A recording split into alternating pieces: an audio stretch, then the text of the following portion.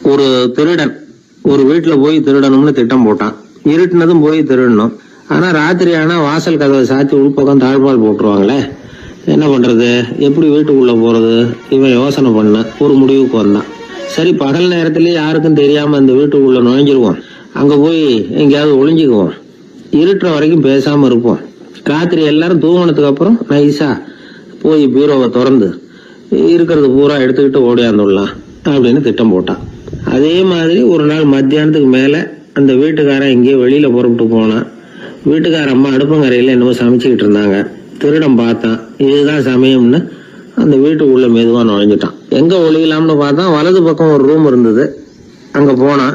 அங்க ஒரு படுக்கை அறை, அங்க ஒரு பெரிய கட்டில் இருந்தது. அதுக்கு அடியில போய் பதுங்கிட்டான். இருட்டுனது நம்ம வேலையை ஆரம்பிக்கலாம், அது வரைக்கும் பொறுமையா இருக்கணும் அப்படின்னு சொல்லி பேசாம வாயை மூடிட்டு கம்முன்னு இருக்கிறான். ரொம்ப நேரம் கழிச்சு வெளியில போயிருந்த வீட்டுக்காரன் திரும்பி வந்தான். சாப்பிட்டான். லைட்டை நிறுத்தி விட்டு படுத்துட்டான். அந்த அம்மாவும் வேலையெல்லாம் முடிச்சுட்டு வந்து படுத்துட்டாங்க. நடு ராத்திரி. விடி விளக்கு லேசா எரிஞ்சுக்கிட்டு இருக்கு. வீட்டுக்காரன் லேசா கண்ணை முழிச்சான். கட்லுக்கு நேரா எதிரில ஒரு கண்ணாடி. அதுல பாக்குறான், கட்லுக்கு கீழே ஒரு திருடன் ஒளிஞ்சு இருக்கிறது தெரிஞ்சு போச்சு. உடனே அவன் திருடன் திருடன்னு சத்தம் போடல, யோசனை பண்ணான். மேஜையில இருக்கிற கத்தி எடுத்து கையில வச்சுக்குவோமா அப்படின்னு யோசனை பண்ணான். இந்த சந்தர்ப்பத்துல கத்திய உபயோகப்படுத்துறத விட புத்திய உபயோகப்படுத்துறது தான் சாமர்த்தியம் அப்படின்னு நினைச்சான். உடனே அது பிரகாரம் செயல்பட ஆரம்பிச்சிட்டான். என்ன பண்ணான் தெரியுமா? எதையும் வெளியில காட்டிக்காம ரொம்ப சர்வசாதாரணமா தன்னுடைய மனைவி கிட்ட பேச ஆரம்பிச்சான். மனைவியும் புத்திசாலி, அதனால அவங்களுக்கு தெரியும். அவங்களும் வீட்டுக்காரர் கேட்ட கேள்விக்கு பொருத்தமா பதில் சொல்ல ஆரம்பிச்சாங்க. இவன் கேட்டான், இத பாரு, நமக்கு குழந்தை பிறந்தா அதுக்கு கிருஷ்ணமூர்த்தின்னு தான் பேர் வைக்கணும் அப்படின்னா. அதெல்லாம் முடியாது. ஆம்பளை பிள்ளையா இருந்தா ஏகாம்பரம், பொம்பளை பிள்ளையா இருந்தா பங்கஜவல்லி, இதுதான் அவங்க மாமனார் மாமியார் பேர், அதுதான் வைக்கணும் அப்படின்னாங்க அந்த அம்மா. அதெல்லாம் முடியாது, நான் முடிவு பண்ணிவிட்டேன் கிருஷ்ணமூர்த்தின்னு கத்தனா அவன். இல்ல ஏகாம்பரம் பங்கஜவல்லின்றது இந்த அம்மா. வாதம் முத்தி போச்சு. கிருஷ்ணமூர்த்தி கிருஷ்ணமூர்த்தி கிருஷ்ணமூர்த்தின்னா அவன். ஏகாம்பரம் பங்கஜவல்லி ஏகாம்பரம் பங்கஜவல்லின்னு இவங்க கத்துறாங்க. ஒரே சத்தமா போச்சு. இத கேட்டதும் பக்கத்து வீட்டுல இருந்தவங்க, எழுத்த வீட்டுல இருந்தவங்க எல்லாம் எழுந்திரிச்சு ஓடி வந்து இவங்க வீட்டு கதவை தட்ட ஆரம்பிச்சுட்டாங்க. தட தடன்னு. இவன் சாவகாசமா எழுந்திரிச்சு போய் கதவை திறந்தான். என்னங்க, இந்த ராத்திரி வேலையில எங்களை எல்லாம் ஏன் கூப்பிட்டீங்க, யாருக்கு என்ன ஆச்சு அப்படின்னு கேட்டாங்க. கேட்டது யாருன்னா பக்கத்து வீட்டு கிருஷ்ணமூர்த்தி, எழுத்த வீட்டு ஏகாம்பரம் பங்கஜவல்லி எல்லாரும். அடடே, உங்களை கூப்பிடலீங்க, குழந்தைக்கு பேர் வைக்கிறது சம்பந்தமா எங்களுக்குள்ள சண்டை வந்துட்டுது, அதுதான் விஷயம். வேணும்னா ஏதாவது கட்டிலுக்கு அடியில ஒளிஞ்சிட்டு இருக்கிறானே ஒருத்தன், அவனை கூட கேட்டு பாருங்க, அவன் தான் இதுக்கு சாட்சி அப்படிங்கிறான் அந்த ஆளு. உடனே எல்லாரும் விஷயத்த புரிஞ்சுக்கிட்டு திருடனை பிடிச்சி போலீஸ்ல ஒப்படைச்சிட்டாங்களாம். நெருக்கடியான நேரங்கள்ல பதறாம புத்திசாலித்தனமா செயல்படணுங்கிறத தெரிஞ்சுக்கிறதுக்காக இந்த கதை. புத்திசாலித்தனமா செயல்படுற ஒரு குடும்ப தலைவி இருக்காங்க. அவங்க என்ன செய்வாங்க தெரியுமா? எல்லாரும் ராத்திரி ஆனா வீட்டை உள்பக்கமா போட்டு விட்டு தானே படுப்பாங்க. ஆனா அந்த அம்மா என்ன பண்ணுவாங்கன்னா, வீட்டை வெளிப்பக்கமா ஒரு பூட்டு போட்டு பூட்டி விடுவாங்க. எழுத்த வீட்டுக்காரங்க கிட்ட சொல்லி தினமும் இப்படி பூட்டி விட சொல்றது பழக்கம். ஏங்க அப்படி செய்யறீங்க, திருடன் சுலபமா உள்ளே வந்துடக்கூடாதுங்கிறதுக்காகவா அப்படின்னு கேட்டாங்க. இல்லைங்க, சுலபமா வெளியில போயிடக்கூடாதுங்கிறதுக்காக அப்படின்னாங்க. என்னங்க சொல்றீங்க அப்படின்னு கேட்டாங்க. ஆமாங்க, இவருக்கு அந்த பழக்கம் உண்டு அப்படின்னு தன்னுடைய வீட்டுக்காரரை காட்டினாங்க. பக்கத்து வீடுகள் பத்திரமா இருக்கணுங்கிறதுக்காக தன்னுடைய வீட்டை பூட்டி வைக்கிறது ஒரு பெரிய விஷயம்தான். பத்திரிகையில வர்ற செய்திகளை கூட நகைச்சுவையா சொல்றது உண்டு. அதாவது அதை நேரடியா சொன்னா வானொலியில அனுமதிக்க மாட்டாங்க சில விஷயங்களை. அது சின்னாருக்கு கௌரவ குறைச்சல், அது வேடிக்கை கலந்து நகைச்சுவோடு சொல்லும் பொழுது அதை அனுமதிச்சிருவாங்க. அப்ப இந்த விசாரணை கமிஷன் அது நிறைய நடந்துகிட்டு இருந்தது. டெல்லியில இருந்து அமலாக்க பிரிவு அதிகாரிகள்லாம் வராங்க போறாங்கன்னு பத்திரிகையில அமர்க்கலப்பட்ட இடம். அந்த நேரம் நான் ஒரு ரேடியோவில் ஒரு செய்தியை தயார் பண்றோம். அப்ப என்ன பண்ணேன்னா, இது மாதிரி அந்த பத்திரிகை செய்தியை வச்சுக்கிட்டே ஒரு செய்தி சொன்னோம், இன்னொரு தகவல் சொல்லி. என்னன்னா, ஒருத்தன் தமிழ்நாட்டுல ஒரு ஆள், அவன் திடீர்னு கோடீஸ்வரன் ஆயிட்டான். நேத்து வரைக்கும் சாதாரணமா இருந்தா இன்னைக்கு கோடீஸ்வரன் ஆயிட்டான். டெல்லியில இருந்து 2 அதிகாரிகள் வராங்க, எப்படி அவன் பணம் சேர்த்தான்னு கண்டுபிடிக்கிறதுக்கு. அவனை கூப்பிட்டு 2 அதிகாரிகளும் எப்படிடா பணம் சேர்த்த? நான் ஒன்னும் தப்பான வழியில பணம் சேர்க்கல சார், நான் பந்தயம் கட்டியே பணக்காரன் ஆயிட்டேன். பந்தயம் கட்டியே எப்படிடா பணக்காரன் ஆக முடியும் அப்படின்னா, நீங்க நம்புங்க சார், நான் பந்தயம் கட்டி தான் பணக்காரன், தப்பான வழியில சேரல சார். பந்தயம் கட்டி எப்படிடா கோடீஸ்வரன் ஆனு அப்படின்னா, நாங்க நம்ப முடியாதுன்னு இருக்கான் விசாரிக்க வந்தவன். அப்படின்னா உங்ககிட்டே ஒரு பந்தயம் கட்டட்டுமான் இருக்கான் விசாரிக்க வந்தவன்ட்டிய. என்னடா பந்தயம் அப்படின்னா, ஒண்ணுமில்ல சார், இது என் கண்ணு, இது என் பல்லு, என் கண்ணை என் பல்லாலேயே கடிக்கிறேன், எவ்வளவு பந்தயம். விசாரிக்க வந்தவன் 100 ரூபாய் எடுத்து வச்சான், இதை ப்ரூவ் பண்றான்னு. அப்படியே கண்ணை எடுத்துட்டான், அது பளிங்கு கண்ணு ஏற்கனவே. ஒரு கண்ணு பளிங்கு கண்ணு வச்சுனா எடுத்து கடிச்சு விட்டான். இது விசாரிக்க வந்தாலும் 100 ரூபாய் விட்டுட்டு நிக்கிறான். எப்படி பணம் சேர்த்தான்னு வந்தவன் உடனே இன்னொருத்தன் இவன்ட்ட என்னடா பேச்சு கொடுக்காரா, நம்ம பணம் தான் அங்க போயிட்டு இருக்கு, உனக்கு விசாரிக்க தெரியல போடா நான் விசாரிக்கிறேன்னு அடுத்த வந்தான். அது நீ ஒழுங்கா சொல்றேன் எப்படிடா பணம் சேர்த்தேன் சார், நீங்க கொஞ்சம் புத்திசாலியா தெரியுது அவரை விட, நீங்களாவது நம்புங்க சார், பந்தயம் கட்டி தான் பணம் சேர்த்தேன், நான் நம்ப முடியாது. அப்படின்னா உங்ககிட்ட இன்னொரு பந்தயம் கட்டட்டுமா அப்படின்றான். வேண்டாம் அவனை ஏமாத்தி விட்டேன் அதனால வேண்டான்றான். இல்ல சார் அவரு ஏமாந்தது பொய் கண்ணு, பளிங்கு கண்ணுன்னு தெரியாது ஏமாந்துட்டார். இப்போ உங்ககிட்ட பந்தயம் கட்டது நெஜம் கண்ணு, இந்த பக்கம் பளிங்கு கண்ணு கிடையாது நெஜம் கண்ணு, இதை பல்லால கடிக்கிறேன் அப்படின்னா அவன் ஒரு 100 ரூபாய் எடுத்து வச்சான். இவன் அப்படியே பல்செட்டை கேட்டினான் தனியா, அப்படியே கேட்டு கடிச்சு விட்டான். அதையும் விட்டுட்டான். இவன் உடனே 2 பேரும் இவன்கிட்ட பேச பேச நம்ம பணம் தான் அவன்கிட்ட போயிட்டு இருக்கு, இவன் எப்படி பணம் சேர்த்தான்னு கண்டுபிடிக்கிறதுக்கு டெல்லியில இருந்து வந்திருக்கோம், இவன் மேற்கொண்டு பேசாத, பேச பேச பந்தயம் கட்டுவான். திரும்பி போறதுக்கு ரயிலுக்கு டிக்கெட் சரியா இருக்கா பாடுறான்றான். அவன் கரெக்டா எண்ணி பார்த்து கரெக்டா இருக்குப்பா, மேற்கொண்டு பேசாத, அவன்கிட்ட நம்ம போயிடுவோம், போய் நம்ம அதிகாரிகிட்ட சொல்லிடுவோம்னு சொல்லி போயிட்டு வரேன் சார் அப்படின்னு சொல்லிட்டு மரியாதை போயிட்டாங்க. போய் டெல்லியில பெரிய அதிகாரிகிட்ட போய் சார் அவன்கிட்ட வந்து விசாரிச்சு பார்த்தோம் சார், தமிழ்நாட்டுல பந்தயம் கட்டி தான் பணம் சேர்த்தேன்னு சாதிக்கிறான், எங்ககிட்ட ஒரு 200 ரூபாய் வாங்கிட்டான் சார் அப்படின்னு அவருக்கு கோவம் வந்துட்டுது. இந்தியாவுக்கே தலைமை அதிகாரி, இதுக்காகவாடா நீங்க இருக்கீங்க, எத்தனை பேர் இருக்கீங்க உங்களை மாதிரி ஜூனியர் ஆபீசர்ஸ் நம்ம ஆபீஸ்ல இந்தியா பூரா விசாரிக்கிறதுக்கு அப்படின்னா 30 பேர் இருக்கோம் சார், 30 பேருக்கு அனுபவம் பத்தாது, நான் இந்தியாவுக்கே தலைமை அதிகாரி, அனுபவம் ஜாஸ்தி, உங்களுக்கு ட்ரைனிங் கொடுக்கணும் எப்படி ஒருத்தரை விசாரிக்கிறதுன்னு. 30 பேரும் ஒரு ரூம்ல வந்து உட்காருங்க, ஒரு ஆள் போய் அந்த ஆள் தமிழ்நாட்டுல இருந்து நீங்க கூப்பிட்டுட்டு வா, வர்ற வரைக்கும் அவன்கிட்ட பேசாதீங்க, பந்தயம் கட்டுவான், மெதுவா கொண்டு வந்து நிறுத்து அப்படின்னா ஒரு ஆள் வந்து ஸ்பெஷலா கூப்பிட்டு போட்டான். இது மாதிரி மேடையில நிறுத்திவிட்டு ஒரு தலைமை அதிகாரி 30 ஜூனியர் அதிகாரிகள் அவங்களுக்கு பயிற்சி கொடுக்குறார். இவனை பார்த்து ஒழுங்கா சொல்லு எப்படி பணம் சேர்த்த, நான் இந்தியாவுக்கே தலைமை அதிகாரி, என்கிட்ட உண்மையை ஒத்துக்கிட்டீங்கன்னா உன்னை அப்ரூவர் ஆக்கிடுவேன் அல்லது தண்டனையை குறைப்பேன், அந்த அதிகாரம்லாம் என்கிட்ட உண்டு, ஒழுங்கா சொல்லு அப்படிங்கிறார்.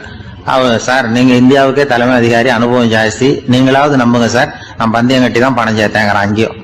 இங்கேயே வந்து இப்படி சாதிக்கிறேன், உன்னை நம்ப முடியாதரா அப்படின்னா உங்ககிட்ட ஒரு பந்தயம் கட்டட்டுமா நானா அவர்கிட்ட போய் வேணாண்டா என் ஆளை ஏமாத்தி விட்டேன் அப்படின்னா இல்ல சார் அவங்க ஏமாந்தது என் உடம்ப பத்தின ரகசியம், என் கண்ணு பளிங்கு கண்ணுன்னு தெரியாது, நான் பல்செட்டு கட்டியிருந்தது தெரியாது, ஏமாந்துட்டாங்க, இப்ப நான் உங்ககிட்ட கட்டுற பந்தயம் உங்க உடம்ப பத்தின ரகசியம்.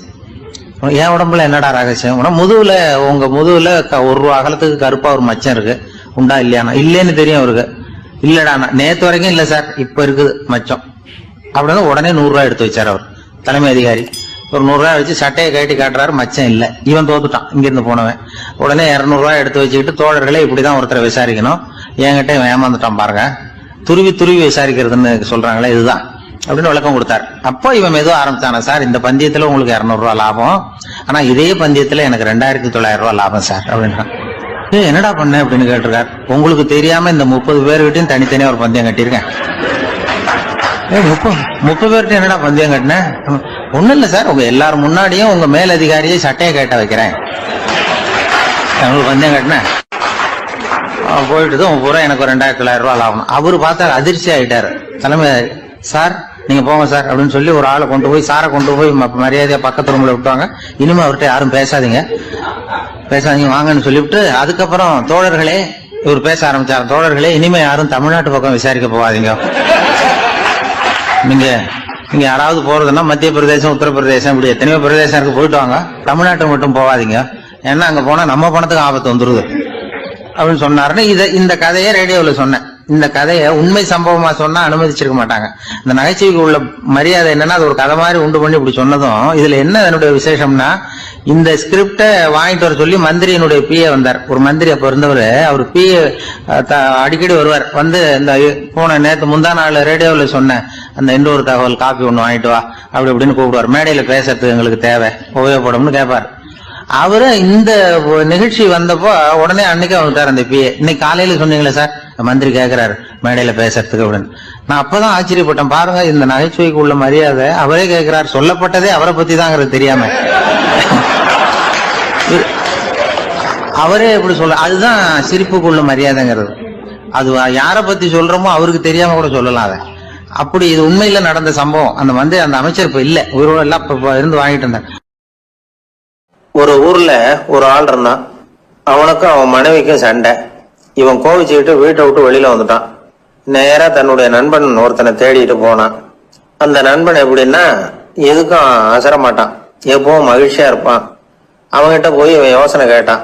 அது சரி, நீ எப்படி எப்பவும் மகிழ்ச்சியா இருக்கிற, என்னால அப்படி இருக்க முடியலையே அப்படின்னு கேட்டான். என்ன நடந்தது சொல்லுன்னா அவன், வீட்டுல எனக்கும் என் மனைவிக்கும் தகராறு, நிம்மதி இல்லை, அதுதான் இங்க வந்தேன், உங்ககிட்ட யோசனை கேட்கலாமேன்னு அப்படின்னு விவரத்தை சொன்னான். அதை கேட்டுட்டு அதுக்கப்புறமா இவன் சொன்னான், இந்த பாருப்பா, இது ஒன்றும் பெரிய விஷயம் இல்லை, எனக்கு 2 மனைவிகள், 2 வீடு, ஒரு வீட்டுல சண்டை வந்துட்டுதுன்னா நேரா இன்னொரு வீட்டுக்கு வந்துடுவேன், இங்கே சண்டை வந்துட்டுதுன்னா நேரா அங்க போயிடுவேன், 2 குடும்பம் இருக்கிறதுனால இப்படி ஒரு வசதி, இதுதான் என்னுடைய மகிழ்ச்சியின் ரகசியம் அப்படின்னு நானா. ஓ அப்படியா விஷயம், இப்ப புரிஞ்சுக்கிட்டேன், உன்னுடைய யோசனைக்கு ரொம்ப நன்றி அப்படின்னு சொல்லிவிட்டு அவன் திரும்பி வந்துட்டான். அங்கே எங்க தேடினான். ஒரு வாரத்துக்குள்ள இன்னொரு பொண்ணை தேடி கண்டுபிடிச்சு கல்யாணம் பண்ணிட்டான். இப்ப இவனுக்கும் 2 வீடு ஆயிட்டுது. அதுக்கப்புறம் என்னாச்சு தெரியுமா, இவன் 2வதா கல்யாணம் பண்ணிட்டு வந்தானே, இந்த செய்தி முதல் மனைவிக்கு தெரிஞ்சு போச்சு. போனான், அது கழுத்தை பிடிச்சி வெளில தள்ளி விட்டு கதவை சாத்தி விட்டுது. இனிமே இந்த பக்கம் வராத, எனக்கு தெரியாம எப்படி நீ இன்னொரு கல்யாணம் பண்ண அப்படின்னு சொல்லி அடிச்சு விரட்டி விட்டுது. இவன் அதனால என்ன பரவாயில்லன்னு 2வது மனைவி வீட்டுக்கு போனான். அங்க பார்த்து, நீ எனக்கு கல்யாணம் பண்றதுக்கு முன்னாடி ஏற்கனவே உனக்கு கல்யாணம் ஆச்சுங்கிற விஷயத்த ஏன் என்கிட்ட சொல்லல அப்படின்னு சொல்லி அதுவும் கழுத்தை பிடிச்சி வெளில தள்ளி விட்டுது. இவன் வீதிக்கு வந்துட்டான். இங்கேயும் போக முடியல, அங்கேயும் போக முடியல. என்ன இது, அவன் சொல்லி கொடுத்த யோசனை ஒன்றும் சரியா வரலையே அப்படின்னு யோசனை பண்ணிக்கிட்டே நடந்தான். வழியில ஒரு பாழடைஞ்ச மண்டபம். சரி, இன்னைக்கு ராத்திரி இங்கேயே படுத்துருவோம், வேற எங்கேயும் போய் படுத்துவோம் முடியாது, அதான் 2 பேரும் விரட்டி விட்டாங்களே, என்ன பண்றது அப்படின்னு சொல்லி அந்த மண்டபத்துல போய் ஒரு தூண்ல ஓரமா சாஞ்சி உக்காந்தான். அப்ப எதிர்த்தாப்புல இன்னொரு தூண் ஓரமா யாரோ அசையறது மாதிரி தெரிஞ்சுது, லேசான இருட்டுல. யாரப்பா அது அப்படின்னு கிட்ட போய் பாக்குறான். அப்புறம் தான் தெரியுது, அவன் யாரு தெரியுமா, இவனுக்கு யோசனை சொன்னான்ல 2 கல்யாணம் பண்ணிக்கணும்னு சொல்லி, அவன் அங்க படுத்து கிடக்குறான். ஏய் நீயா, நீ எப்படிடா இங்க வந்த அப்படின்னா, 2 வீட்லயும் சண்டை வந்துட்டுது, அதுதான் இங்க வந்தேன், படுத்து தூங்கலாமேன்னு அப்படின்னா. 2 வீடு இருக்கிறது சௌரியம்னு என்கிட்ட சொன்னியப்பா அப்படின்னா இவன். நான் அப்படி சொன்னதுக்கு ஒரு காரணம் உண்டுன்னா அவன். என்னடா காரணம்னு கேட்டான். அது வேற ஒண்ணும் இல்ல, தினமும் ராத்திரி இல்ல இந்த மண்டபத்துல தனியா படுக்கிறதுக்கு எனக்கு பயமா இருந்தது, எனக்கு ஒரு துணை தேவைப்பட்டது, அதுக்காக தான் உங்ககிட்ட அப்படி யோசனை சொன்னேன். இப்ப நீ வந்ததுனால நான் எனக்கு துணை கிடைச்சிட்டுது, இப்ப நம்ம 2 பேரும் துணையா இங்க படுத்துக்கலாம், நீ அந்த தூண்ல சாஞ்சிக்கோ, நான் இந்த தூண்ல சாஞ்சிக்கிறேன் அப்படின்னு சொல்லி படுத்து தூங்க ஆரம்பிச்சிட்டானோ. அதாவது நம்ம வாழ்க்கையில முடிவுகள் எடுக்கிற விஷயத்துல இந்த ஆள் மாதிரி தான் பல பேர் நடந்துக்கிறோம் அப்படிங்கிறார். அதாவது உலக புகழ்பெற்ற மனோதத்துவ மேதை எம் ஸ்காட் பெக் அப்படிங்கிறவர். அதாவது வீட்டுக்கு தேவையான பொருள்கள் வாங்குறதுல இருந்து கல்யாணம் பண்றது, வீடு கட்டுறது வரைக்கும் அடுத்தவங்க பேச்சை கேட்டு வீணா போறவங்க தான் அதிகம். அறிவுரை கேட்கறதுல தப்பு இல்லை, ஆனா அதுக்கப்புறம் அதை பத்தி சரியா சிந்திச்சு பாக்குறது இல்ல, அதுதான் தப்பு. சில பேர் அறிவுரை சொல்றதுலயே ரொம்ப தெளிவா இருப்பாங்க. ஏன் சார் 2 சம்சாரத்தோட குடும்பம் நடத்துறது ரொம்ப கஷ்டமானு கேட்டாராம் ஒருத்தர். அது எனக்கு தெரியாதுங்க அப்படின்னாராம் அவரு. ஏன்னு கேட்டிருக்கார். ஏன்னா எனக்கு 3 சம்சாரம் அப்படின்னாராம் அவர். தான் மட்டும் வாழ்ந்தா போதும் அப்படின்னு நினைக்கிறவங்க உண்டு, தானும் வாழணும் அடுத்தவங்களும் வாழணும் அப்படின்னு நினைக்கிறவங்களும் உண்டு. முதல்ல சொன்ன வகையை சேர்ந்த மனிதர்கள் எப்படி தெரியுமா, எப்படியாவது தான் மட்டும் வாழ்ந்தால் போதுங்கிற நினைப்பு தான் எப்போ அவங்களுக்கு இருக்கும். தங்களுடைய வளர்ச்சிக்கு எது தடையா இருந்தாலும் சரி, யார் தடையா இருந்தாலும் சரி, அதை அழிச்சுட்டு தான் மறுவேலை பார்ப்பாங்க. அவங்க எல்லாம் பாவ காரியங்களுக்கு தயங்குறதே இல்லை. அப்படிப்பட்ட வாழ்க்கை அவங்களுக்கே இடைஞ்சல அமைஞ்சு விடுறது உண்டு. அதை விளக்கறதுக்கு ஒரு கதையும் உண்டு. ஒரு ஊர்ல அப்படிப்பட்ட ஆள் ஒருத்தன் இருந்திருக்கான். நிறைய பாவங்களை செஞ்சவன். அதன் காரணமா நரகப்படுகொழியில விழுந்துட்டான். நரகப்படுகொழிங்கிறது ஒரு பெரிய கிணறு மாதிரி. ஏற்கனவே பாவம் செஞ்சவங்க நிறைய பேர் அதுல விழுந்து கிடக்குறாங்க. உள்ள ஏகப்பட்ட சத்தம், எல்லாம் அந்த பாவாத்மாக்கள் போடுற சத்தம். இப்போ விழுந்தானே இவனும் சத்தம் போட்டான். இவன் போடுற சத்தம் கொஞ்சம் அதிகமா கேட்டுது. இந்த கிணத்துக்கு பக்கத்துல புத்தர் உட்கார்ந்து இருக்கிறார். அவர் காதுல இவன் போடுற சத்தம் விழுந்தது. உடனே அந்த கிணத்தடிக்கு போனார், குனிஞ்சு பார்த்தார். சாமி என்னை காப்பாத்துங்க அப்படின்னு கத்தனா இவன். புத்தர் அவனை கொஞ்சம் கவனிச்சு பார்த்தார். மனித சமுதாயத்துக்கு அவன் என்னென்ன கெடுதல் பண்ணியிருக்கிறாங்கிற விவரம் எல்லாம் அவர் மனக்கண்ணில் தெரிஞ்சது. அவருக்கு எல்லாம் புரிஞ்சு போச்சு. இருந்தாலும் அவனை காப்பாத்துறதுக்கு ஏதாவது வழி உண்டா அப்படின்னு யோசிச்சார். அவன் தன்னுடைய வாழ்நாள்ல ஏதாவது நல்லது செஞ்சிருக்கானா அப்படின்னு பார்த்தார். ஒரே ஒரு சமயம் அவன் தன்னுடைய காலடியில மிதிபட இருந்த சிலந்தியை மிதிக்காமல் தாண்டி போயிருக்கிறான். இந்த ஒரு காரியத்துக்காக அவனை கரையேற்ற முடியுமா அப்படின்னு நினைச்சார். அவ்வளவுதான். உடனே அவர் கையில ஒரு சிலந்தி உட்கார்ந்துதான். அதுகிட்ட இருந்து நூல் இழை வெளிவர ஆரம்பிச்சது. அந்த நூல் இழை கிணற்று ஆழம் வரைக்கும் அப்படியே நீண்டுகிட்டே போச்சான். புத்தர் பார்த்தார். இந்த நூலை பிடிச்சுக்கிட்டு மேலே ஏறி வா அப்படின்னார். என்னங்க சொல்றீங்க, இந்த சிலந்தி நூல் என்ன தாங்குமான்னு கத்தனான். எல்லாம் தாங்கும், அதை பிடிச்சுக்கிட்டு ஏறி வா அப்படின்னார். சந்தேகத்தோடவே அவன் அந்த நூலைய பிடிச்சு இழுத்து பார்த்தான். ரொம்ப வலுவா இருந்தது. அவனுக்கு ஆச்சரியம். அதை பிடிச்சிக்கிட்டு மெதுவா மேல ஏறி வர ஆரம்பிச்சுட்டான். பாதி தூரம் ஏறி வந்திருப்பான். அப்ப அவன் காலுக்கு கீழே ஏதோ சத்தம். என்னன்னு குனிஞ்சு பார்க்கறான். கீழே கிடந்தவங்க சில பேரும் அந்த நூலை பிடிச்சி மேல வந்துகிட்டு இருக்கிறாங்க. இவனுக்கு கோபம் வந்துட்டுது. தன்னுடைய இடுப்புல வச்சிருந்த கத்தியை எடுத்து தன்னுடைய காலுக்கு கீழே நூல் இழையை அப்படியே வெட்டி விட்டுட்டான். இனிமே நாம மட்டும்தான் மேலே ஏறி வந்தோம்னோம் அப்படின்னு நினைச்சுக்கிட்டான். ஆனா நடந்தது என்ன தெரியுமா? மொத்த நூல் இழையும் அப்படியே அருந்து கீழே விழுந்துட்டுது. அவனும் பொத்துன்னு கீழே விழுந்துட்டான். மறுபடியும் கத்த ஆரம்பிச்சுட்டான். ஏற்கனவே அவன் செஞ்சிருந்த ஒரு சிறு கருணை அந்த நூல் இழைக்கு உறுதியை கொடுத்தது. இப்போ அவன் செஞ்ச பாவம் அந்த நூல் இழைய வலுவிழக்க செஞ்சுட்டது. அடுத்தவங்களும் வாழணுங்கிற எண்ணம் அவனுக்கு இருந்திருந்தா இப்ப அவனும் கரையேறி வந்திருப்பான், மற்றவங்களும் சௌக்கியமா வந்து சேர்ந்திருப்பாங்க. அதனால நாமும் வாழணும், அடுத்தவங்களும் வாழணும் அப்படின்னு நினைக்கிறவன் வாழ்க்கையில சீக்கிரம் முன்னுக்கு வந்துருவான். ஒருத்தன் ஒரு டாக்டர் கிட்ட போனான், மருந்து வாங்கினான், வாங்கி கொண்டாந்து பேசாம வச்சுட்டான், சாப்பிடல. அப்புறம் எதுக்காகப்பா போய் அவர்கிட்ட மருந்து வாங்கினேன் அப்படின்னு கேட்டாங்க. டாக்டர் வாழணும் இல்லையா, அதனாலதான் அப்படின்னா. அவர் கொடுத்த மருந்தை நீ ஏன் சாப்பிடல அப்புறம் அப்படின்னு கேட்டாங்க. நான் வாழணும் இல்லையா, அதுக்காக தான் அப்படின்னா. இந்த உலகத்துல உண்மையாவே வேதாந்தம் பேசுறவங்களும் உண்டு, உள்ளுக்குள்ள வேற மாதிரி இருந்துகிட்டு வெளியில வேதாந்தம் பேசுறவங்களும் உண்டு. ஒரு ஆள் இருந்தார். அவரு ஒரு கடை வச்சு வியாபாரம் பண்ணிட்டு இருந்தார்.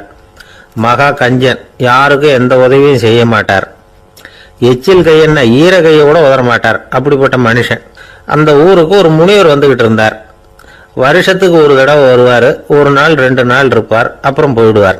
அந்த முனிவர் வர்றப்போலாம் இந்த ஆள் எழுந்திரிச்சு ஓடி போய் அவரை வரவேற்பான். ரொம்ப பெரிய வேதாந்தி மாதிரி அவர்கிட்ட பேசிக்கிட்டு இருப்பான். காயமே இது பொய், வெறும் காற்றடைத்த பையம்மா, தர்மம் தலைகாக்கும்மா. பணம் என்ன சார் பணம், இன்னைக்கு ஒருத்தன் கையில இருக்கும், நாளைக்கு ஒருத்தன் கையில இருக்கும், எல்லாம் மாயம்.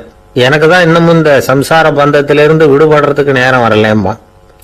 அந்த முனிவரும் இந்த ஆள் இப்படி சொல்றத கேட்ட உடனே, ஏப்பா அப்படி சொல்ற, இப்ப கூட நீ சரின்னு சொல்லு, உனக்கு தீட்சை கொடுத்து இதுல இருந்து விடுபடுற ஞானத்தை போதிக்கிறேன் பார். உடனே அந்த ஆள் என்ன சொல்லுவான் தெரியுமா? ஐயோ சாமி, இப்போ அது எப்படிங்க முடியும், பிள்ளைங்கள்லாம் சின்ன சிறுசுங்க, அதுகளுக்கெல்லாம் ஒரு கல்யாணம் காட்சின்னு செஞ்சு கடமையை முடிச்சுட்டா நீங்க சொல்றபடி செஞ்சு விடலாமா. சரி, இன்னும் முனிவர் போயிடுவார். அடுத்த வருஷம் வருவார். இவன் வழக்கம் போல வேதாந்தம் பேசுவான். சரி, தீட்சை கொடுக்குறேன் வா அம்பார்.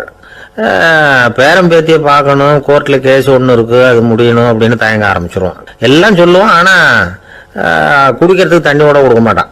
ரொம்ப வருஷம் கழிச்சு மறுபடியும் ஒரு நாள் அந்த ஊருக்கு முனிவர் வந்தார். இவன் கடைக்கு வந்தார். அப்புறம் அங்க கல்லாவில் நம்ம ஆள் இல்லை, அவன் புள்ளதான் உட்காந்துருக்கிறான். அப்பாவை போலவே புள்ளையும் எழுந்திரிச்சு ஓடியாந்து முனிவரை வரவேற்றான். அப்பா எங்கன்னு விசாரிச்சாரு முனிவர். ஐயோ, அதை ஏன் கேட்குறீங்க சாமி, உங்ககிட்ட தீட்சை வாங்கி இந்த சம்சார பந்தத்திலிருந்து விடுதலை பெறணும்னு சொல்லிக்கிட்டே இருப்பார், அது நிறைவேறாமலே போய் சேர்ந்துட்டார். போன மாசம் ஒரு நாள் திடீர்னு நெஞ்சு வலிக்குதுன்னார், அவ்வளவுதான் போட்டுன்னு போயிட்டார் அப்படின்னு புலம்புனான் பையன். இதை கேட்டதும் முனிவர் சிரிச்சாரான்.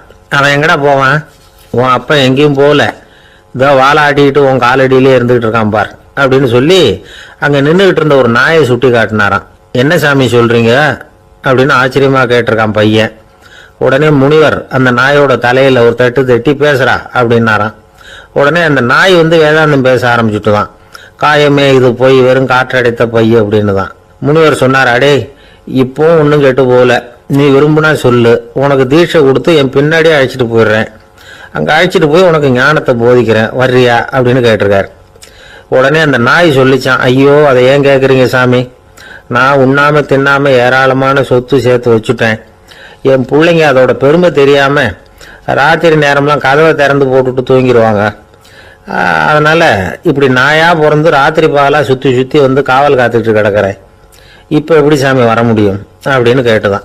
அறியாமையிலேயே சுகம் கண்டு இப்படி இருக்கிற ஆளுங்களுக்கு எப்படி விடுதலை கிடைக்கும், எப்ப விடுதலை கிடைக்கும் அப்படின்னு கேட்கிறார் தசாவதானி, திருக்குறள் பேர் ராமையா. அவர் கேட்கறது நியாயம் தானே. இந்த காலத்து பையன் ஒருத்தன் அப்பா கிட்ட சொன்னான், அப்பா இன்னைக்கு நான் 1 ரூபா மிச்சப்படுத்தி விட்டேன் அப்படின்னு. நானும் அப்படியா, என்னடா பண்ணேன்னு கேட்டிருக்காரு அப்பா.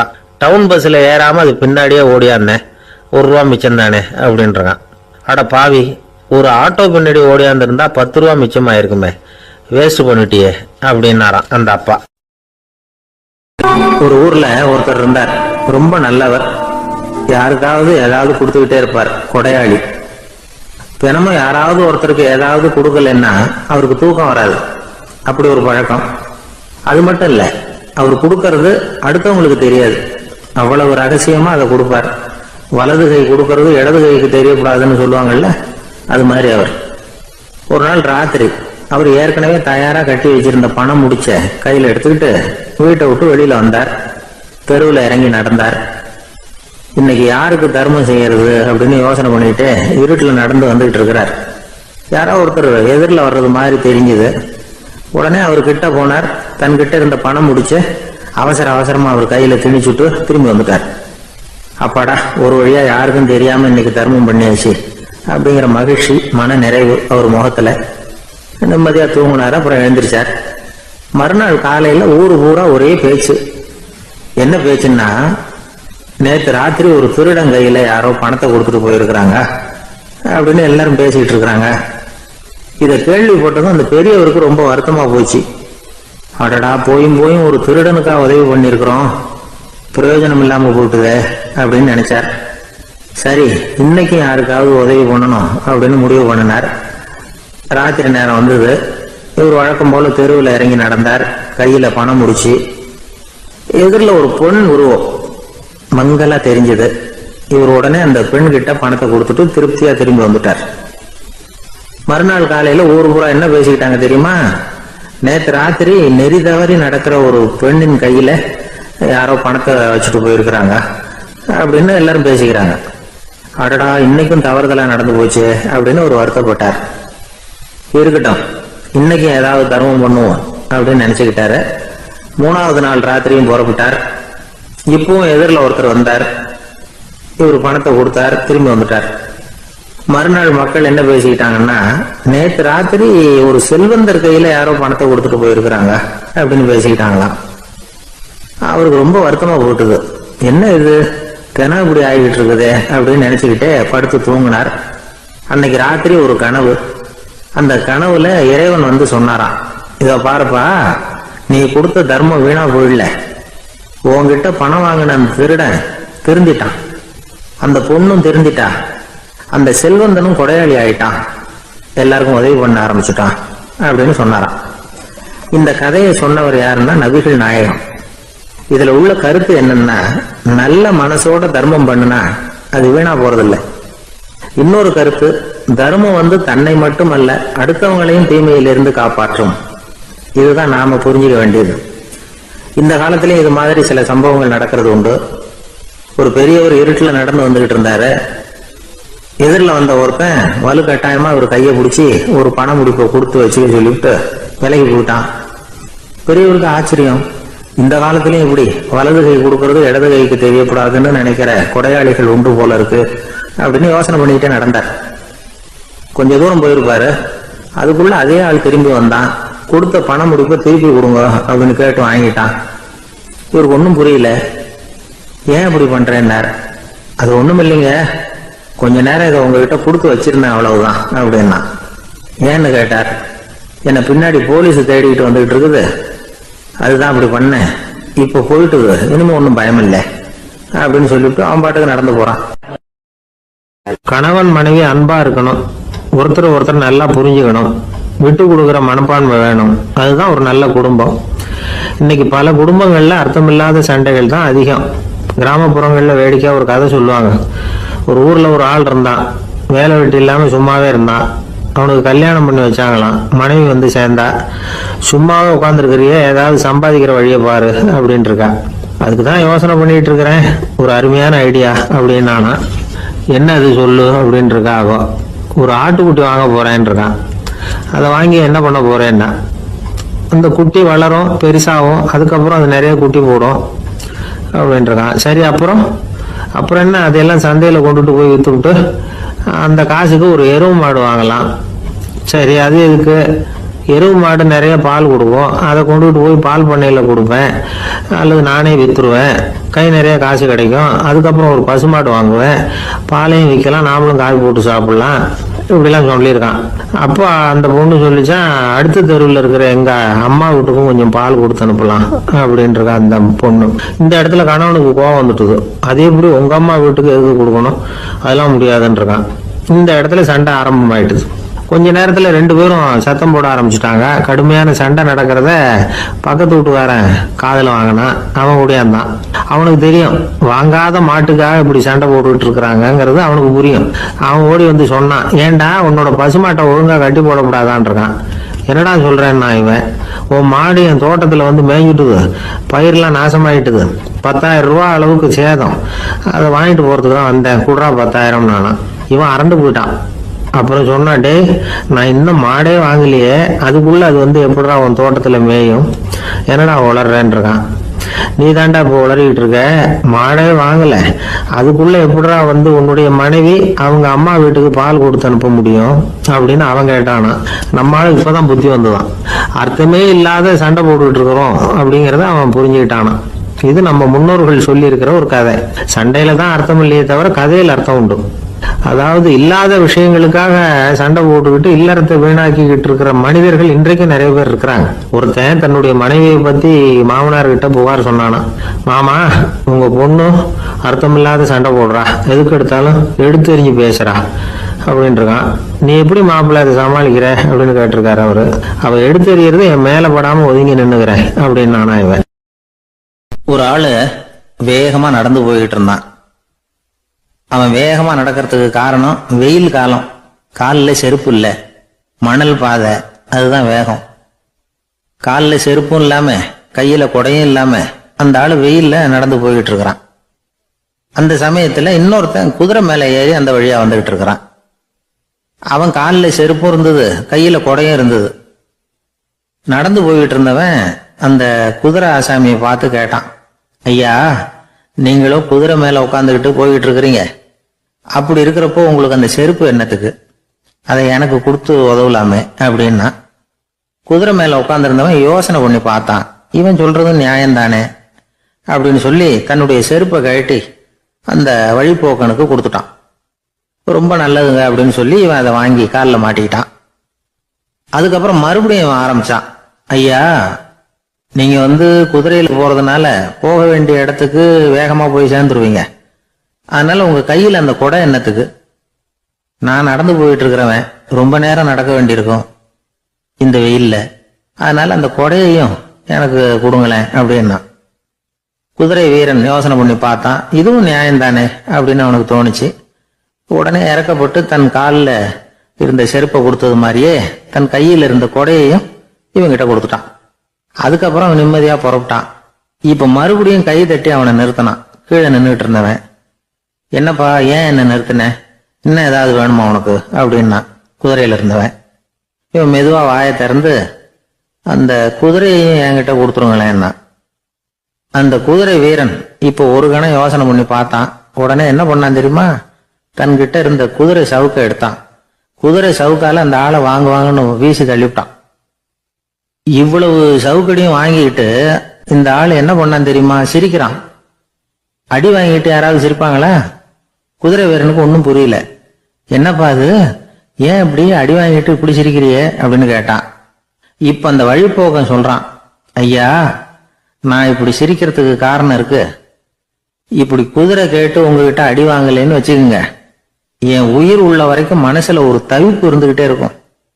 செருப்பையும் கொடையையும் கேட்ட உடனே கொடுத்தவன் குதிரையையும் கேட்டிருந்தா கொடுத்துருப்பானோ அப்படிங்கிற பேராசையில ஏங்கிக்கிட்டே இருந்திருப்பேன். இப்ப உங்ககிட்ட அடி வாங்கின பிறகு என்னுடைய அந்த சந்தேகம் தீர்ந்து போச்சு. என்னுடைய ஆசைக்கு எல்லை எது அப்படிங்கறத எனக்கு புரிஞ்சுட்டுது அப்படின்னு சொல்லிவிட்டு அவன் நடக்க ஆரம்பிச்சுட்டானான். ஆசைக்கும் எல்லை உண்டு அப்படிங்கிறத விளக்கறதுக்காக வாரியார் சுவாமிகள் சொல்ற கதை இது. இந்த காலத்திலயும் ஒருத்தன் அது மாதிரி கொடை செருப்போட குதிரையில போய்கிட்டு இருந்தான். எதிரில் நடந்து வந்தவன், ஐயா உங்க கொடையை எனக்கு கொடுங்களேன்னு கேட்டான். உடனே அவன் குதிரையிலிருந்து கீழே குதிச்சு அவனை சாட்டையால் அடிக்க ஆரம்பிச்சுட்டான். இன்னொருத்தர் அந்த வழியா வந்தவர் இதை பார்த்தார். ஏன்பா அவன் கேட்டான், உன்னால முடியலன்னா இல்லைன்னு சொல்லிட வேண்டியது தானே, அதுக்காக ஏன் இப்படி அவனை போட்டு அடிக்கிறேன்னு கேட்டார். உங்களுக்கு விவரம் புரியாது சார், காலம் ரொம்ப கெட்டு போச்சு. கேட்டதை கொடுத்தேன்னு வச்சுக்கோங்க, இந்த குதிரையே என்னோடது, அவன் திருடிக்கிட்டு போறான் அப்படின்னு என் பேர்ல புகார் கொடுக்க ஆரம்பிச்சிருவான் சார் அப்படின்னா. அது எப்படி அவ்வளவு உறுதியா சொல்றேன்னு கேட்டார் அவரு. ஏற்கனவே அது மாதிரி ஒருத்தன் பேர்ல புகார் கொடுத்துட்டு தான் இந்த குதிரையை நான் தள்ளிட்டு வந்துகிட்டு இருக்கிறேன் அப்படின்னார். கடற்கரை ஓரமா ஒரு பெரியவர் கையால மணலை கீறிக்கிட்டே உட்கார்ந்துருக்கிறார். என்னத்தையும் தேடிட்டு இருக்கிறது மாதிரி தெரிஞ்சது. மெதுவா கிட்டத்துல போய் என்னத்தை தேடிட்டு இருக்கிறீங்க அப்படின்னு கேட்டோம். அவரு சாவகாசமா நிமிர்ந்து பார்த்து நிம்மதியை தேடிட்டு இருக்கிறேன்னார். நாங்க ஒரு மாதிரி ஆயிட்டோம். இருந்தாலும் சமாளிச்சுக்கிட்டு, சார் மணல்ல கிழிஞ்சல் தான் கிடைக்கும், நிம்மதி கிடைக்காது அப்படின்னோம். சரி, இன்னைக்கு வசமா நம்ம கிட்ட ஒரு ஆள் மாட்டிக்கிட்டார் அப்படின்னு நினைச்சு அவர் பக்கமா போய் உட்காந்துக்கிட்டு கதை சொல்ல ஆரம்பிச்சிட்டோம். ஒரு பெரிய மன்னர் இருந்தார். அவருக்கு எல்லா வசதியும் இருந்தது. இருந்தாலும் ஒரே ஒரு குறை. அது என்னன்னா நிம்மதி இல்லைங்கிற குறை. அரண்மனையில தினமும் கலை நிகழ்ச்சி, நாட்டியம் எல்லாம் நடந்துகிட்டு தான் இருந்தது. இருந்தாலும் நிம்மதி இல்லை. சரி, நிம்மதி எங்க கிடைக்கும் அப்படின்னு தேட ஆரம்பிச்சார். உடனே அதுக்கான முயற்சிகள்ல தீவிரமா இறங்கினார். நாட்டுல உள்ள தத்துவ மேதைகள் எல்லாம் கூப்பிட்டு வர சொன்னார். எல்லாரும் சேர்ந்தாங்க. அவங்கள பார்த்து நிம்மதி எங்க இருக்குது அப்படின்னு விசாரிச்சார். அவங்களுக்கு அது தெரிஞ்சா ஏன் இப்படி ராஜா முன்னாடி நின்றுட்டு இருக்க போறாங்க? ராஜாவோட கேள்விக்கு ஒவ்வொருத்தரும் ஒவ்வொரு மாதிரி விளக்கம் கொடுக்க ஆரம்பிச்சிட்டாங்க. எந்த பதிலும் ராஜாவுக்கு திருப்தி அளிக்கக்கூடிய அளவுக்கு இல்ல. சரி, போயிட்டு வாங்கன்னு சொல்லி அவங்கள எல்லாம் அனுப்பி வச்சுட்டார். ஒரு நாள் அவர் மாளிகையில உப்பரிகையில நின்றுட்டு இருக்கிறார். அந்த சமயத்துல தெருவுல ஒரு பிச்சைக்காரன் ரொம்ப உல்லாசமா பாட்டு பாடிக்கிட்டே போயிட்டு இருக்கிறான். குரல்ல ஒரு சந்தோஷம், நடையில ஒரு மிடுக்கு. அவன்கிட்ட கொஞ்சம் கூட கவலை இருக்கிறதா தெரியல. உடனே ராஜா அதை பார்த்தார். ஏவலாளிகளை கைதட்டி கூப்பிட்டார். உடனே ஓடி போய் அந்த பிச்சைக்காரனை இங்க அழைச்சிட்டு வாங்கன்னு உத்தரவு போட்டார். இவங்க உடனே ஓடி போய் அவனை கூப்பிட்டாங்க. அரண்மனைக்கு வாழ்ந்தாங்க. அவன் வரல. அரண்மனைக்குள்ள அடி எடுத்து வைக்க மாட்டேன்னு சொல்லிவிட்டான். ராஜா கிட்ட விஷயத்தை சொன்னாங்க. அவருக்கு ரொம்ப ஆச்சரியம், இப்படி ஒரு ஆள் இருக்கிறானா அப்படின்னு. சரி, அவன் என்னதான் சொல்றான் அப்படின்னு விசாரிச்சார். இவங்க மறுபடியும் தெருவுக்கு போய் கேட்டாங்க. என்ன பார்க்கணும்னா ராஜா விருப்பப்பட்டாருன்னா அவரை வேணும்னா இங்க வர சொல்லுங்க அப்படின்னு சொல்லிவிட்டான். அதை ராஜா கிட்ட சொன்னாங்க. அவருக்கு கோபம் வரல. இவ்வளவு சுதந்திர உணர்வோடு இருக்கிறவன் சாதாரண ஆளா இருக்க முடியாது அப்படின்னு நினைச்சார். உடனே கிடுகிடுன்னு இறங்கி தெருவுக்கு வந்தார். பிச்சைக்காரங்கிட்ட போனார்.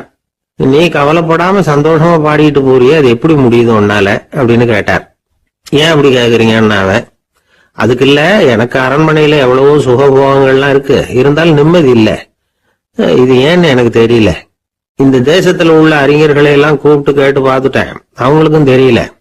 உன்னை கேட்டா தெரியும்னு நினைச்சேன், அதனாலதான் சந்திக்கிறதுக்கு ஆசைப்பட்டேன். ஆனா நீ வரமாட்டேன்னுட்டிய அப்படின்னார். பிச்சைக்காரன் கடகடன்னு சிரிக்க ஆரம்பிச்சுட்டான். மகிழ்ச்சிக்கும் உங்களுக்கும் தடையா இருக்கிறது இந்த மாளிகை தான். இதை விட்டுட்டு வெளியில வந்துட்டா நிம்மதி தேடிட்டு வந்துரும்னா. நான் அரசன், எனக்குன்னு கடமைகள் இருக்கு, அதையெல்லாம் விட்டுட்டு எப்படி வர முடியும்னார் ராஜா. ரெண்டும் ஒரே நேரத்துல கிடைக்கணுங்கிறது முடியாத காரியம். உங்க சுகபோகத்துக்கு விலையாதான் உங்க நிம்மதியை கொடுத்துக்கிட்டு இருக்கிறீங்க. என்ன பாருங்க, என்கிட்ட எதுவும் இல்ல, அதனால எதுவும் போயிடுமோங்கிற பயமும் இல்ல, நிம்மதியா இருக்கிறேன் அப்படின்னா அவன். ராஜா உடனே சந்தோஷப்பட்டு தன்னுடைய மேலங்கியை எடுத்து அவனுக்கு பரிசா கொடுத்தாரான். அவன் சிரிச்சுக்கிட்டே அதை வாங்க மாட்டேன்னு விட்டானான். இதை நீங்க எனக்கு கொடுக்கறதுனால எந்த பயனும் இல்லை, அதே நேரத்துல அதை வாங்கிட்டேன்னா அடுத்த வினாடியிலிருந்து அதை எப்படி காப்பாத்துறதுங்கிற கவலை எனக்கு சேர்ந்துரும். அப்புறம் தூக்கம் வராது, நிம்மதி போயிடும் அப்படின்னானா. சொல்லிவிட்டு அவன் பாட்டுக்கு சந்தோஷமா பாடிட்டே போயிட்டான். நிம்மதி எங்க இருக்குங்கிறதையும் ராஜா தெரிஞ்சுக்கிட்டார். அந்த இடத்துக்கு தன்னால போக முடியாதுங்கிறதையும் அவர் புரிஞ்சுக்கிட்டார். இப்படி இந்த கதைய அந்த கடற்கரையில மணலை கீறிக்கிட்டே உட்கார்ந்துருந்தார அந்த பெரியவர்கிட்ட சொல்லி முடிச்சோம். அவர் முகத்துல ஒரு தெளிவு தெரிஞ்சது. எங்களை நிமிர்ந்து பார்த்தார். ரொம்ப நன்றிங்க, இப்ப எனக்கு தெரிஞ்சு போச்சு, நிம்மதி வேணும்னா அதுக்கு என்ன பண்ணணும்னு இப்ப நல்லா புரிஞ்சுக்கிட்டேன் அப்படின்னார். என்ன புரிஞ்சுக்கிட்டீங்கன்னு கேட்டோம். இனிமே இந்த பக்கம் வந்தா உங்க கண்ணுல படாத இடமா பார்த்து உட்காரணும்னு புரிஞ்சுக்கிட்டேன் அப்படின்னார். ஒரு சன்னியாசி, அவரு ஒரு நாள் ஒரு கனவு கண்டாராம். அந்த கனவுல அவர் சொர்க்கத்துக்கு போறார். அங்க ஒரு பெரிய திருவிழா நடந்துகிட்டு இருக்குது. எங்க பார்த்தாலும் அலங்கார வளைவுகள், வண்ணமயமான விளக்குகள், பாதைகள் பூரா மலர்கள், எல்லா கட்டடங்களும் ஒளிமயம். அவ்வளவு கோலாகலமா பிரம்மாண்டமா அந்த திருவிழா நடந்துகிட்டு இருக்குது. அது என்ன திருவிழாங்கிறது இந்த சன்னியாசிக்கு புரியல. அங்க எதிரில் வந்துகிட்டு இருந்த ஒருத்தரை நிறுத்தி, என்ன விசேஷம் இங்க அப்படின்னு விசாரிச்சாராம். உனக்கு தெரியாத விஷயம், இன்னைக்கு இறைவனுக்கு பிறந்த நாள், அதைத்தான் எல்லாரும் சேர்ந்து கொண்டாடுறோம். இதுக்காக பிரம்மாண்டமான ஊர்வலம் ஒண்ணு வரப்போகுது. இறைவனே அந்த ஊர்வலத்துல கலந்துகிறார் அப்படின்னாரு அவரு. உடனே அந்த சன்னியாசி ஒரு மரத்து நிழல்ல ஒதுங்கி நின்றுகிட்டார். ஊர்வலம் வந்துகிட்டு இருக்குது. முதல்ல ஒரு குதிரை வந்துகிட்டு இருக்கு. அது மேல ஒருத்தர் உட்காந்துருக்கிறார். அவருக்கு பின்னாடி நிறைய பேர் கூட்டமா வந்துகிட்டு இருக்கிறாங்க. இவ்வளவு கூட்டம் இவர் பின்னாடி வருதே, யார் இவரு அப்படின்னு கேட்டார். ஒரு மதத்தின் பெயரை சொல்லி இவர் அந்த மதத்தின் தலைவர், அவரை பின்பற்றுகிற மக்கள் கூட்டம் பின்னாடி வந்துகிட்டு இருக்குது அப்படின்னு விவரம் சொல்லி இருக்கிறாங்க. இவங்களுக்கு அடுத்தபடியா இன்னொரு குதிரையில ஒருத்தர் வந்துகிட்டு இருக்கிறார். அவருக்கு பின்னாடி ஏகப்பட்ட கூட்டம். இவர் யாருங்க அப்படின்னு கேட்டிருக்காரு சன்னியாசி. அங்க இருக்கிறவங்க விவரம் சொல்லி இருக்கிறாங்க. இன்னொரு மதத்தின் பெயரை சொல்லி இவர் அந்த மதத்தினுடைய தலைவர், அவர் வழியை பின்பற்றுகிறவர்கள் அவர் பின்னாடி கூட்டமா வந்துகிட்டு இருக்கிறாங்க அப்படின்னு இருக்காங்க. இப்படி ஒவ்வொருத்தரா குதிரை மேல வந்துகிட்டே இருக்கிறாங்க. அவங்கள பின்பற்றியும் ஒவ்வொரு கூட்டம் வந்துகிட்டே இருக்குது. அந்த பெரிய ஊர்வலம் அது பாட்டுக்கு போயிட்டு இருக்குது. கடைசியா அது முடிஞ்சது ரொம்ப நேரம் கழிச்சு. அதுக்கப்புறம் கொஞ்ச நேரம் கழிச்சு ஒரு வயசான ஆள் குதிரை மேல வந்துகிட்டு இருக்கிறார். ஆனா அவருக்கு பின்னாடி யாருமே இல்லை. அவரு பரிதாபமா தனியா வந்துகிட்டு இருக்கிறார். அவரு அந்த ஊர்வலத்தை சேர்ந்தவரா இல்லையாங்கிறதே தெரியல. இவர் யாரு, இவர் ஏன் இப்படி தனியா வந்துகிட்டு இருக்கிறார் அப்படின்னு கேட்டிருக்காரு அந்த சன்னியாசி. என்னது இப்படி கேக்குறீங்க? இவர் தான் கடவுள். இவருக்காக தான் இன்னைக்கு இந்த ஊர்வலமே நடக்குது. இவருக்கு தான் இன்னைக்கு பிறந்த நாள். முன்னாடி போற ஊர்வலம் பூரா இவருடைய பிறந்த நாளை கொண்டாடுறதுக்காகத்தான் அப்படின்னு இருக்காங்க. இதை கேட்டதும் அந்த சன்னியாசிக்கு திடுக்குன்னு தூக்கி போட்டிருக்கு. இது வரைக்கும் கனவு கண்டுகிட்டு இருந்தவர் மூச்சுக்கிட்டார். அதுக்கப்புறம் தான் யோசிச்சு பார்த்திருக்கார். உண்மைதான், மக்கள் எல்லாரும் பக்தி மார்க்கத்துல போறதா நினைச்சுக்கிட்டு பாதம் மாறி போயிட்டு இருக்கிறாங்க. கடவுளை பின்பற்றுவதாக நினைக்கிறாங்க பக்தர்கள். ஆனா கடவுளுக்கு பின்னாடி யாருமே இல்லை. இன்னமும் இயல்பா இதை பத்தி யோசிச்சு பார்த்தா உண்மைக்கு பின்னாடிதான் நான் போயிட்டு இருக்கேன் அப்படின்னு நிறைய பேர் சொல்றாங்க. ஆனா அந்த உண்மை அனாதையா போயிட்டு இருக்குது. அப்படி ஆயிட்டுது உலகம். இந்த காலத்திலயும் ஒரு ஊர்வலம், ஒரு பெரிய மனுஷருக்கு பிறந்த நாள் விழா. அவரு குதிரை மேல ஏறி முன்னாடி போயிட்டு இருக்கிறார். அவருக்கு பின்னாடி ஒரு 100 பேர் தொண்டர்கள் அவங்க பாட்டுக்கு போறாங்க. எல்லாம் பணம் கொடுத்து ஏற்பாடு பண்ணவங்க.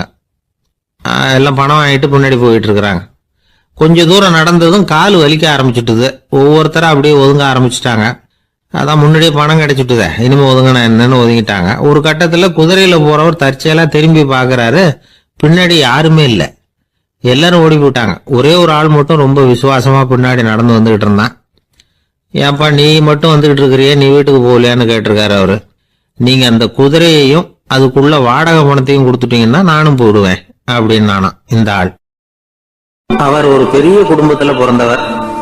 இருக்கிற சொத்துக்கள் எல்லாத்தையும் வாரி வழங்கி விட்டு காட்டுக்கு புறப்பட்டார் தவம் செய்யறதுக்காக. இருந்தது ஊராவும் கொடுத்துட்டார். இனிமே எதுவுமே இல்லை கொடுக்கறதுக்கு. அப்போ கடைசியா ஒருத்தன் கையை நீட்டினானா, ஐயா ஏதாவது கொடுங்கன்னு இருக்கான். அவர் பார்த்தார், கட்டி இருக்கிற வேட்டியை தவிர வேற எதுவுமே இல்லை. 8 முழம் பட்டு வேட்டி ஜரிகை கரையோட இருக்குது. கடைசியா அதை தான் எடுத்துக்கிட்டு அவர் புறப்பட்டு இருக்கார். அவர் பார்த்தார், எதிரில் அவன் பரிதாபமா நின்றுட்டு இருக்கிறான். அந்த 8 முழ வேட்டியை 2ஆ கிழிச்சார். 4 முழத்தை அவங்ககிட்ட கொடுத்தாரு. மீதி 4 முழத்தை தன்னுடைய இடுப்புல கட்டிட்டு அவர் காட்டுக்கு போயிட்டார். இவன் என்ன பண்ணான் தெரியுமா? கையில கிடைச்ச 4 முழத்தை எடுத்துக்கிட்டு கடை வீதிக்கு போனான். பழைய பட்டு வேட்டி ஜருகை இதெல்லாம் விலைக்கு வாங்குற வணிகர் ஒருத்தர் இருக்கார். அவர்கிட்ட போனான். இதை விலைக்கு எடுத்துக்கிறீங்களா அப்படின்னு கேட்டிருக்கான். அவர் வாங்கி பார்த்திருக்காரு. ஆஹா, இது ரொம்ப அருமையான வேட்டி, விலை உயர்ந்த ஜருகை, இது ஏது உனக்கு அப்படின்னு கேட்டாரான். அவன் நடந்தது சொல்லியிருக்கான். அப்படின்னா ஒண்ணு செய்ய, இந்த வேட்டியோட இன்னொரு பாதியையும் மெதுவா வாங்கிட்டு வந்துரு, உனக்கு நிறைய பணம் தர்றேன் அப்படின்னாரான் அந்த வணிகர். இவன் கொஞ்சம் யோசனை பண்ணி பார்த்தான். கொஞ்சம் இருங்கத்த வந்துடுறேன் அப்படின்னு சொல்லிவிட்டு நேரா காட்டுக்கு போனான். அவர் எங்க இருக்காருன்னு தேடி கண்டுபிடிச்சான். அவரு ஒரு இடத்துல தவக்கோலத்துல இருக்கிறார். கட்டியிருந்த இடவேட்டியும் அவர் அறியாமல் நழுவி கீழே விழுந்து கிடக்குது. இவனுக்கு ரொம்ப வசதியா போச்சு. அவரை கேட்க வேண்டிய அவசியமே இல்லை. மெதுவா சத்தம் போடாம அடி மேல அடி வச்சு நெருங்கினான். அவர் கண்ணை மூடிக்கிட்டு அவர் பாட்டு நின்றுட்டு இருக்கிறார். இவன் மெதுவா போய் கீழே கிடந்த அந்த துணியை எடுத்துக்கிட்டு சத்தம் போடாம திரும்பி நடந்தான். ஒரு 2-3 அடி எடுத்து வச்சிருப்பான். அப்படி ஓட ஆரம்பிக்கிற சமயத்துல அவன் காலில் கீழே கிடந்த முள்ளு ஒண்ணு நறுக்குன்னு தைச்சு விட்டுருக்கு. வலி தாங்க முடியாம அம்மான்னு கத்திருக்கான். இந்த சத்தத்தினால கண்ணை மூடி நின்றுட்டு இருந்த அவரோட தவம் கலைஞ்சது. மெல்ல கண்ணை திறந்து பார்க்கிறார். தன் இடையில இருந்த வேட்டி அவன் கையில இருக்கு. இப்ப அவர் நினைக்கிறார், என்ன நினைக்கிறாருன்னா, இந்த வேட்டி மீது நான் வைத்த ஆசை அல்லவா அவனை திருடனாக ஆக்கி விட்டது அப்படின்னு நினைச்சாராம். இந்த வேட்டி மேல நாம வச்ச ஆசை அவனை திருடும்படி ஆக்கிவிட்டதே அப்படின்னு நினைச்சாராம். இது எப்பேற்பட்ட மனநிலை அப்படிங்கறத கொஞ்சம் யோசனை பண்ணி பாருங்க. தான் ஒரு பொருள் மேல வச்ச பற்று இன்னொரு மனிதன் திருடனாக ஆகிறதுக்கு காரணம் ஆயிட்டதேன்னு நினைக்கிறார். அப்படி நினைச்ச அந்த பெரியவர் யார் தெரியுமா? அவர் தான் மகாவீரர். இழந்துட்டேங்கிறிய, நீ என்னத்தை கொண்டுகிட்டு வந்த எங்க இழந்துடுறதுக்கு? நீ என்னத்தை உண்டாக்குன இது அழிஞ்சுட்டுதுன்னு சொல்றதுக்கு? இதுதான் அவருடைய சிந்தனை. இன்றைக்கு நம்ம சிந்தனையெல்லாம் வேற மாதிரி இருக்குது. ஒருத்தன் நடுத்தருவில் உட்காந்து அழுதுகிட்டு இருந்தான். அந்த வழியா வந்தவர் ஒருத்தர், ஏன்பா அழறேன்னு கேட்டாராம். 5 ரூபா சார், இந்த இடத்துல விழுந்துட்டுது, ரொம்ப நேரமா தேடுறேன், கிடைக்காது போல இருக்கு அப்படின்னு சொல்லிவிட்டு அழறான். எப்ப தொலைஞ்சதுன்னு கேட்டாராம் அவரு. அது எனக்கு தெரியாது சார், பணத்தை தொலைச்சவன் தேடி பார்த்துட்டு போயிட்டான், நான் அவனுக்கு பின்னாடி தேட வந்தவன் அப்படின்னு நானா. இவன் ஒரு ஊர்ல ஒரு ஆள் இருந்தான், தையல் கடை வச்சிருந்தான். அவங்கிட்ட ஒருத்தன் ஒரு சட்டை துணி எடுத்து கொடுத்து தைக்க சொல்லியிருந்தான். வர்ற சனிக்கிழமை வா, வந்து வாங்கிட்டு போ அப்படின்னு அவன் சொல்லியிருந்தான். அதே மாதிரி இவன் வந்தான். அவன் தச்சு வச்சிருந்த சட்டையை கொடுத்தான். இவன் வாங்கி அங்கேயே போட்டு பார்த்தான். கை நீளம் ஒண்ணுக்கு ஒண்ணு வித்தியாசமா இருந்தது. வலது கை இடது பக்கத்தை விட நீளம் குறைச்சலா இருந்தது. அவன் முணுமுணுக்க ஆரம்பிச்சுட்டான், என்ன இது இப்படி தைச்சுட்டியேன்னு. இதுக்கு அவன் சொன்னான், ஐயையோ இதுக்காகவா சங்கடப்படுறீங்க, வலது கையை மட்டும் கொஞ்சம் உள்ள இழுத்தாப்புல வச்சுக்கிட்டீங்கன்னா சரியா போகுது, மற்றபடி அந்த சட்டையில உள்ள கலை அம்சத்தை கவனிங்க, எவ்வளவு அற்புதமா தச்சிருக்கேன் பாருங்க, ஒரு சின்ன குறைய இப்படி எல்லாம் பொருட்படுத்த வேண்டியதில்லை, நான் சொன்னது மாதிரி கையை கொஞ்சம் உள்ள இழுத்தது மாதிரி வச்சுக்கிட்டு நடந்து போங்க, ஜோரா இருக்கும் அப்படின்னா. அவனும் யோசிச்சு பார்த்தான். சரியான யோசனையா தான் தோணுச்சு. கொஞ்சம் முயற்சி பண்ணி வலது கையை கொஞ்சம் உள்ள இழுத்து சட்டை சரியா இருக்கிறது மாதிரி பண்ணிட்டான். இப்போ மறுபடியும் ஒரு பிரச்சனை. வலது கையை உள்ள இழுத்த மாதிரி அப்படியே வச்சுக்கிட்டதும் முதுகு பக்கம் கொஞ்சம் துணி தளர்த்தியா தொங்குறது மாதிரி தெரிஞ்சது.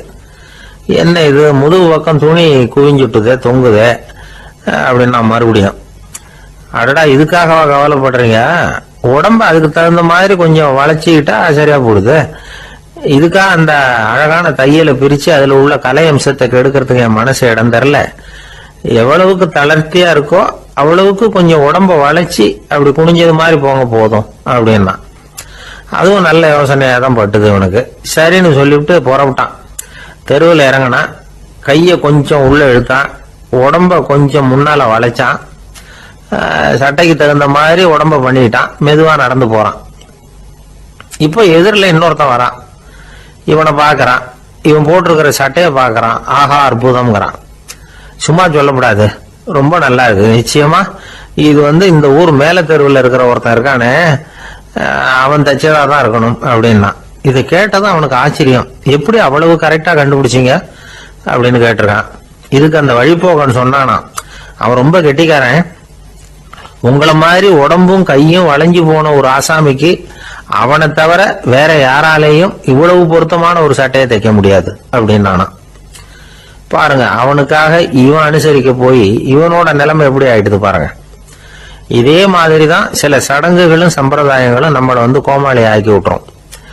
எதுவா இருந்தாலும் அதுல அறிவுபூர்வமான அணுகுமுறை அவசியம். ஒரு நர்ஸ் அவசரமா ஓடி டாக்டர் கிட்ட சொல்லிச்சான், டாக்டர் ஒரு தப்பு நடந்து போச்சு, 10ஆம் நம்பர் பெட்ல இருக்கிற பேஷண்ட்டுக்கு காலில் ஆபரேஷன் பண்றதுக்கு பதிலாக கையில ஆபரேஷன் பண்ணி விட்டீங்க, கை ஆபரேஷன் பண்ணிக்க வேண்டிய ஆள் 7ஆம் நம்பர் பெட்ல இருக்கார் அப்படின்னு தான். அதுக்கு ஒரு பதட்டப்படாம சொன்னாராம், பரவாயில்ல இவரை தூக்கி 7ஆம் நம்பர் பெட்ல போட்டுரு அப்படின்னாராம். ஒரு ஊர்ல ஒரு ஆள் இருந்தான். அவன் ஒரு நாள் கோயிலுக்கு போனான். கடவுள்கிட்ட வேண்டிக்கிட்டான், எனக்கு ஒரு 1 லட்சம் ரூபா நீ கொடுத்தா நான் உன் சன்னதியில ஒரு தேங்காய் உடைக்கிறேன் அப்படின்னு வேண்டிக்கிட்டான். கடவுள் பார்த்தார். உடனே அவன் கண் முன்னாடி தோன்றினார், இந்தா நீ கேட்ட 1 லட்சம் ரூபாய் அப்படின்னு சொல்லி அவன் கையில பணத்தை கொடுத்துட்டு மறைஞ்சிட்டார். இவனால நம்பவே முடியல, இவ்வளவு சுலபமா கிடைக்கும்னு தெரிஞ்சிருந்தா அனாவசியமா ஒரு தேங்காய் உடைக்கிறேன்னு வேண்டி இருக்க வேண்டியது இல்லையே அப்படின்னு நினைச்சான். இருந்தாலும் வேண்டுதலை நிறைவேற்ற வேண்டியது கடமை. அதுக்காக என்ன பண்ணா, பக்கத்தில் ஒரு கடைக்கு போனான். ஒரு தேங்காயை கையில் எடுத்தான். இது என்ன விலைன்னு கேட்டான். 5 ரூபான்னார் கடையில் இருந்தவர். அதிகமாக இருக்குதே விலைன்னா. அப்படின்னா ஒன்று செய்யுங்க, அடுத்த ஊருக்கு போங்க, அங்கே தென்னந்தோப்பு அதிகம், அதனால அங்கே இதை விட குறைஞ்ச விலைக்கு கிடைக்கும் அப்படின்னார். சரின்னு அடுத்த ஊருக்கு கிளம்புனான். அங்கே போய் விசாரிச்சான். ஒரு தேங்காய் 3 ரூபாய் விலைன்னாங்க. இதுவும் அதிகமாக தெரியுதுன்னா.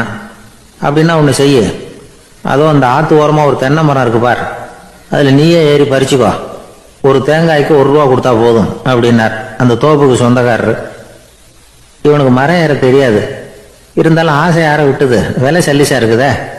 ஆற்று ஓரம் போனால் தட்டு தடுமாறி அந்த மரத்தில் ஏறினா அந்த தென்னை மரம் வளைஞ்சி ஆற்று பக்கம் போய் அப்புறம் நிமிர்ந்து இருந்தது. அதாவது மரத்தின் உச்சி சரியா ஆற்றுக்கு நடுவில் இருந்தது. ஆற்றுல வெள்ளம் கரபுரண்டு ஓடிக்கிட்டு இருக்கு. இவன் கடவுள் கொடுத்த 1 லட்சம் ரூபாயை மடியில் வச்சு இறுக்கி கட்டிக்கிட்டான். உச்சிக்கு போய் காய் பறிக்கிற சமயத்தில் காற்று மழையும் பலமாக கலந்து அடிக்க ஆரம்பிச்சுட்டுது. கால் வழுக்கி விட்டுட்டுது. இவன் சடார்னு ஒரு தென்னை மட்டையை பிடிச்சிக்கிட்டு தொங்க ஆரம்பிச்சிட்டான். கீழே பயங்கரமான வெள்ளம், மடியில் 1 லட்சம் ரூபா பணம், என்ன செய்யறதுன்னு தவிக்கிறான். இந்த சமயம் கரையில் ஒரு யானை பாகன் யானையை குளிப்பாட்டிக்கிட்டு இருக்கிறான். அது அவன் கண்ணில் பட்டது. ஐயா ஒரு உதவின்னு கத்தினான். அவன் என்ன செய்யணும்னு கேட்டான். உன் யானையை மெதுவாக இங்கே அழைச்சிட்டு வா, எனக்கு நேராக கீழே நிறுத்து, என் காலை பிடிச்சி மெதுவாக கீழே இறக்கி விட்டுரு, என் மடியில் இருக்கிற பணத்தில் உனக்கு 10,000 ரூபா தரேன் அப்படின்னா. அவன் பார்த்தான். காலை கையை பிடிச்சா கூட எவனும் இந்த காலத்தில் 10 ரூபாய்க்கு மேலே தரமாட்டேங்கிறான், இவன் காலை பிடிச்சா 10,000 தர்றேங்கிறான் அப்படின்னு யோசனை பண்ணான். உடனே யானையை கொண்டுட்டு போனான். அவனுக்கு நேராக கீழே நிறுத்தினான். அவன் காலை பிடிச்சான். அவ்வளவுதான். அந்த நேரம் பார்த்து யானை மெதுவாக நடந்து அப்பால போட்டுது. இப்போ யானை பாகன் அவன் காலை கெட்டியாக பிடிச்சிக்கிட்டு தூங்குறான். பரிதாபமாக மேலே பார்க்குறான். அவன் மட்டையை பிடிச்சிட்டு தூங்குறான். இப்போ யானை பாகன் சொல்கிறான், தம்பி மட்டையை விட்டுறாத, கெட்டியாக பிடிச்சிக்கோ, நான் உனக்கு 10,000 ரூபா தரேன், இதோ மடியில் தான் வச்சுருக்கேன்னா. மேலே தொங்குறவனுக்கு இந்த நிலைமையிலேயும் ஒரு சந்தோஷம், மேற்கொண்டு ஒரு 10,000 ரூபா நமக்கு கிடைக்கும் போல இருக்கே அப்படின்னு. இந்த சமயத்தில் ஒருத்தன் ஒட்டகத்தை ஓட்டிகிட்டு வந்தான் அந்த பக்கமாக குளிப்பாட்டுறதுக்கு. யானை பாகம் பார்த்துட்டான். ஐயா ஒட்டகக்காரரே, அதை இங்கே கொண்டுட்டு வா, எங்கள் காலை பிடிச்சி பத்திரமா இறக்கி விடு, நாங்கள் பணம் கொடுக்குறோம்னா. அவனும் பணத்துக்கு ஆசைப்பட்டு வந்தான். அவன் காலை பிடிக்கிற சமயம் ஒட்டகமும் நழுவி போட்டுது. இப்போ 3 பேருமே வரிசையாக தொங்குறாங்க. ஒட்டகக்காரன் கத்துறான், தம்பி மட்டையை விட்டுறாத, கெட்டியாக பிடிச்சிக்கோ, நான் என் மடியில் இருக்கிற 5,000 உனக்கு தந்துடுறேன்னா. மேலே தொங்குறவனுக்கு இன்னமும் சந்தோஷம், இவனும் பணம் தர்றேங்கிறான். அப்படின்னா இன்னைக்கு நமக்கு மொத்த பண வரவு எவ்வளவு அப்படின்னு ஒவ்வொன்றா கூட்டி பார்க்க ஆரம்பிச்சான். மனக்கணக்கு சரியா வரல, அதனால அப்படியே விரல விட்டு எண்ண ஆரம்பிச்சான். அவ்வளவுதான், மட்டையை விட்டுட்டு கை நழுவி வந்துட்டுது. 3 பேரும் பொத்துன்னு ஆற்றுல விழுந்தாங்க. படாத பாடுபட்டு தட்டு தடுமாறி கரைக்கு வந்து சேர்ந்தாங்க. 3 பேர் மடியில் இருந்த பணமும் ஆத்தோட போட்டுது. பேராசை பெருநஷ்டம் அப்படின்னு ஒரு பழமொழி இருக்குல்ல, அதை விளக்கறதுக்காக சொல்லப்பட்ட கதை இது. இந்த காலத்தில் ஒருத்தர் ஒரு நீச்சல் குளத்தில் நீச்சல் அடிச்சுக்கிட்டு இருக்கிறார். காவலுக்கு இருந்தவர் அதை கவனிச்சுட்டார். கரையிலேருந்து சத்தம் போட்டாராம், இதோ பாருங்க, இங்கே ராத்திரி 8 மணிக்கு மேலே நீச்சல் அடிக்கிறது சட்டப்படி குற்றம், அதுக்கு அனுமதி கிடையாது, தெரியாதா உங்களுக்கு அப்படின்னாராம். இதுக்கு அவரு, ஐயோ நான் நீச்சல் அடிக்க வந்தவன் இல்லைங்க, சும்மா சுற்றி பார்க்க வந்தவன், தடுமாறி குளத்தில் விழுந்துட்டேன், நீச்சல் தெரியாது, அதனால தத்தளிச்சுக்கிட்டு இருக்கிறேன் அப்படின்னு கத்துனாராம். கரையில் இருந்தவர் பார்த்தார். ஓ அப்படின்னா சரி, அதுக்கு ஒன்றும் தடை இல்லை அப்படின்னு சொல்லிவிட்டு அவர் பாட்டு நடந்து போயிட்டாராம். நம்மள மாதிரி ஒரு ஆசாமி அவன் நம்மள மாதிரியே கற்பனை பண்ணான். அதாவது நாம தான் இந்த உலகத்துல ரொம்பவும் கஷ்டப்படுறோம், மற்றவங்க எல்லாம் சந்தோஷமா இருக்கிறாங்க அப்படின்னு அவன் நினைச்சுக்கிட்டான். அவன் ஒரு நாள் கடவுளை வேண்டிக்கிட்டானான், சுவாமி இந்த உலகத்துல எவ்வளவோ பேர் இருக்கிறாங்க, ஒவ்வொருத்தருக்கும் ஒவ்வொரு விதமான கஷ்டம் இருக்கலாம், ஒத்துக்கிறேன், இருந்தாலும் எனக்கு அது கொஞ்சம் அதிகமா இருக்கிறது மாதிரி தெரியுது, அதனால நீங்க எனக்காக ஒரு சின்ன உதவி செஞ்சா போதும்.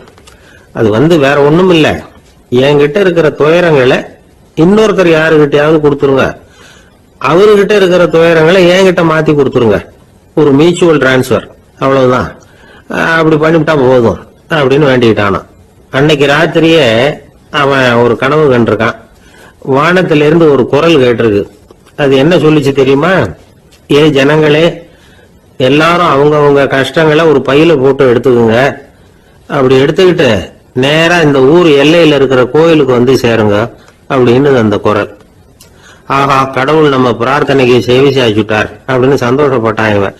உடனே என்ன பண்ணா, தன்கிட்ட இருந்த கஷ்டத்தையெல்லாம் ஒரு சாக்கு பையில போட்டு எடுத்துக்கிட்டான். வீட்டை விட்டு வெளியில வந்தான். தெருவுல இறங்கி நடக்கிறான். அங்க பார்த்தா ஏகப்பட்ட பேர் ஆளுக்கு ஒரு பைய தூக்கிட்டு கோயிலுக்கு போயிட்டு இருக்கிறாங்க. சில பேர் மூட்டையா கட்டி தலையில சுமந்துக்கிட்டு போயிட்டு இருக்கிறாங்க. இவன் பார்த்தான். இவனுக்கு ரொம்ப ஆச்சரியமா இருந்தது. ஏன்னா எல்லாரும் வச்சிருக்கிற பைய இவன் பைய விட பெருசா இருந்தது. இவன் பை தான் இருக்கிறதுலயே கொஞ்சம் சின்னதா தெரிஞ்சது. இப்ப அவன் மறுபடியும் சாமியை வேண்டிக்கிட்டான். கடவுளே, இப்ப உள்ள சூழ்நிலையை கவனிச்சா என்கிட்ட இருக்கிற பைய பரவாயில்லன்னு தோணுது. அதனால வேற பைய எதையும் மாத்த வேணாம், இதுவே பரவாயில்ல, இந்த பையோட திரும்பி வீட்டுக்கு போனா போதும்னு நினைக்கிறேன் அப்படின்னு ஏதோ நினைக்க ஆரம்பிச்சுட்டான் அவன். எல்லாரும் கோயிலுக்கு போய் சேர்ந்தாங்க. கோயில்ல அந்த குரல் மறுபடியும் கேட்டுது. எல்லாரும் அவங்கவுங்க பைகளை சோகத்துல தொங்க விடுங்க, திடீர்னு விளக்குகள் அணையும், மணி அடிக்கப்படும், அதுதான் அடையாளம். அந்த சமயத்துல இருட்டுல உங்களுக்கு வேண்டிய பைய நீங்க மாத்தி எடுத்துக்கலாம், தேர்ந்தெடுத்துக்கலாம். வெளிச்சம் இருக்கிறப்பவே உங்களுக்கு பிடிச்ச பைக்கு பக்கமா பார்த்து நீங்க நின்னுக்கலாம் அப்படின்னு சொல்லி விவரம் சொல்லிச்சான் அந்த குரல். அப்படி சொன்னதுக்கு அப்புறம் திடீர்னு விளக்கு அணைஞ்சுது, மணி அடிச்சுது. கொஞ்ச நேரம் கழிச்சு மறுபடியும் விளக்குகள்லாம் எரிஞ்சுது.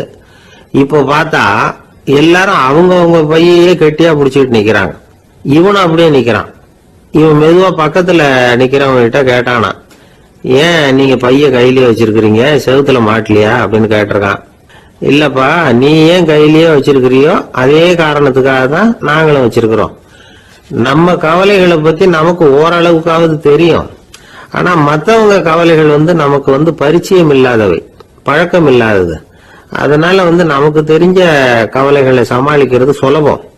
தெரியாததை சமாளிக்கணும்னா மறுபடியும் ஆரம்பத்துல இருந்து ஆரம்பிக்கணும். அதனால பழைய நண்பர்களோட வாழறது தான் மேல் அப்படின்னு ஆனான். அதுக்கப்புறம் அவன் தன்னோட பைய போதும்னு வீட்டுக்கு திரும்பி வந்துட்டானான். இது ஒரு பெரியவர் சொல்லி இருக்கிற கதை. அதனால நம்ம கிட்ட இருக்கிற கஷ்டங்கள் தான் பெருசு, அதை இன்னொருத்தங்கிட்ட கொடுத்துட்டு மாத்திக்கலாம் அப்படின்னு நினைக்கிறது தப்பு. இதே மாதிரி இன்னொரு சம்பவம். ஒரு ஊர்ல ஒரு நாள் ராத்திரி ஆகாயத்தில இருந்து கடவுள் குரல் கேக்குது. இந்த ஊர்ல இருக்கிற ஜனங்கள்லாம் கொஞ்சம் கவனிங்க, உங்களுக்கு ஒரு செய்தி. அதாவது இங்க இருக்கிற ஜனங்கள்லயே கொஞ்சம் கூட கவலையே இல்லாத ஆள் யாருன்னு எனக்கு தெரியணும். அதனால எல்லாரும் அவங்க கவலைகளை ஒரு பையில போட்டு எடுத்துக்கிட்டு கோயிலுக்கு வாங்க அப்படின்னாரு கடவுள். உடனே வரிசையா எல்லாரும் வர ஆரம்பிச்சாங்க. எல்லார் கையிலயும் பை இருந்தது, சின்னதும் பெருசுமா. கவலையே இல்லாத ஆள் யாருன்னு தேடினார் கடவுள்.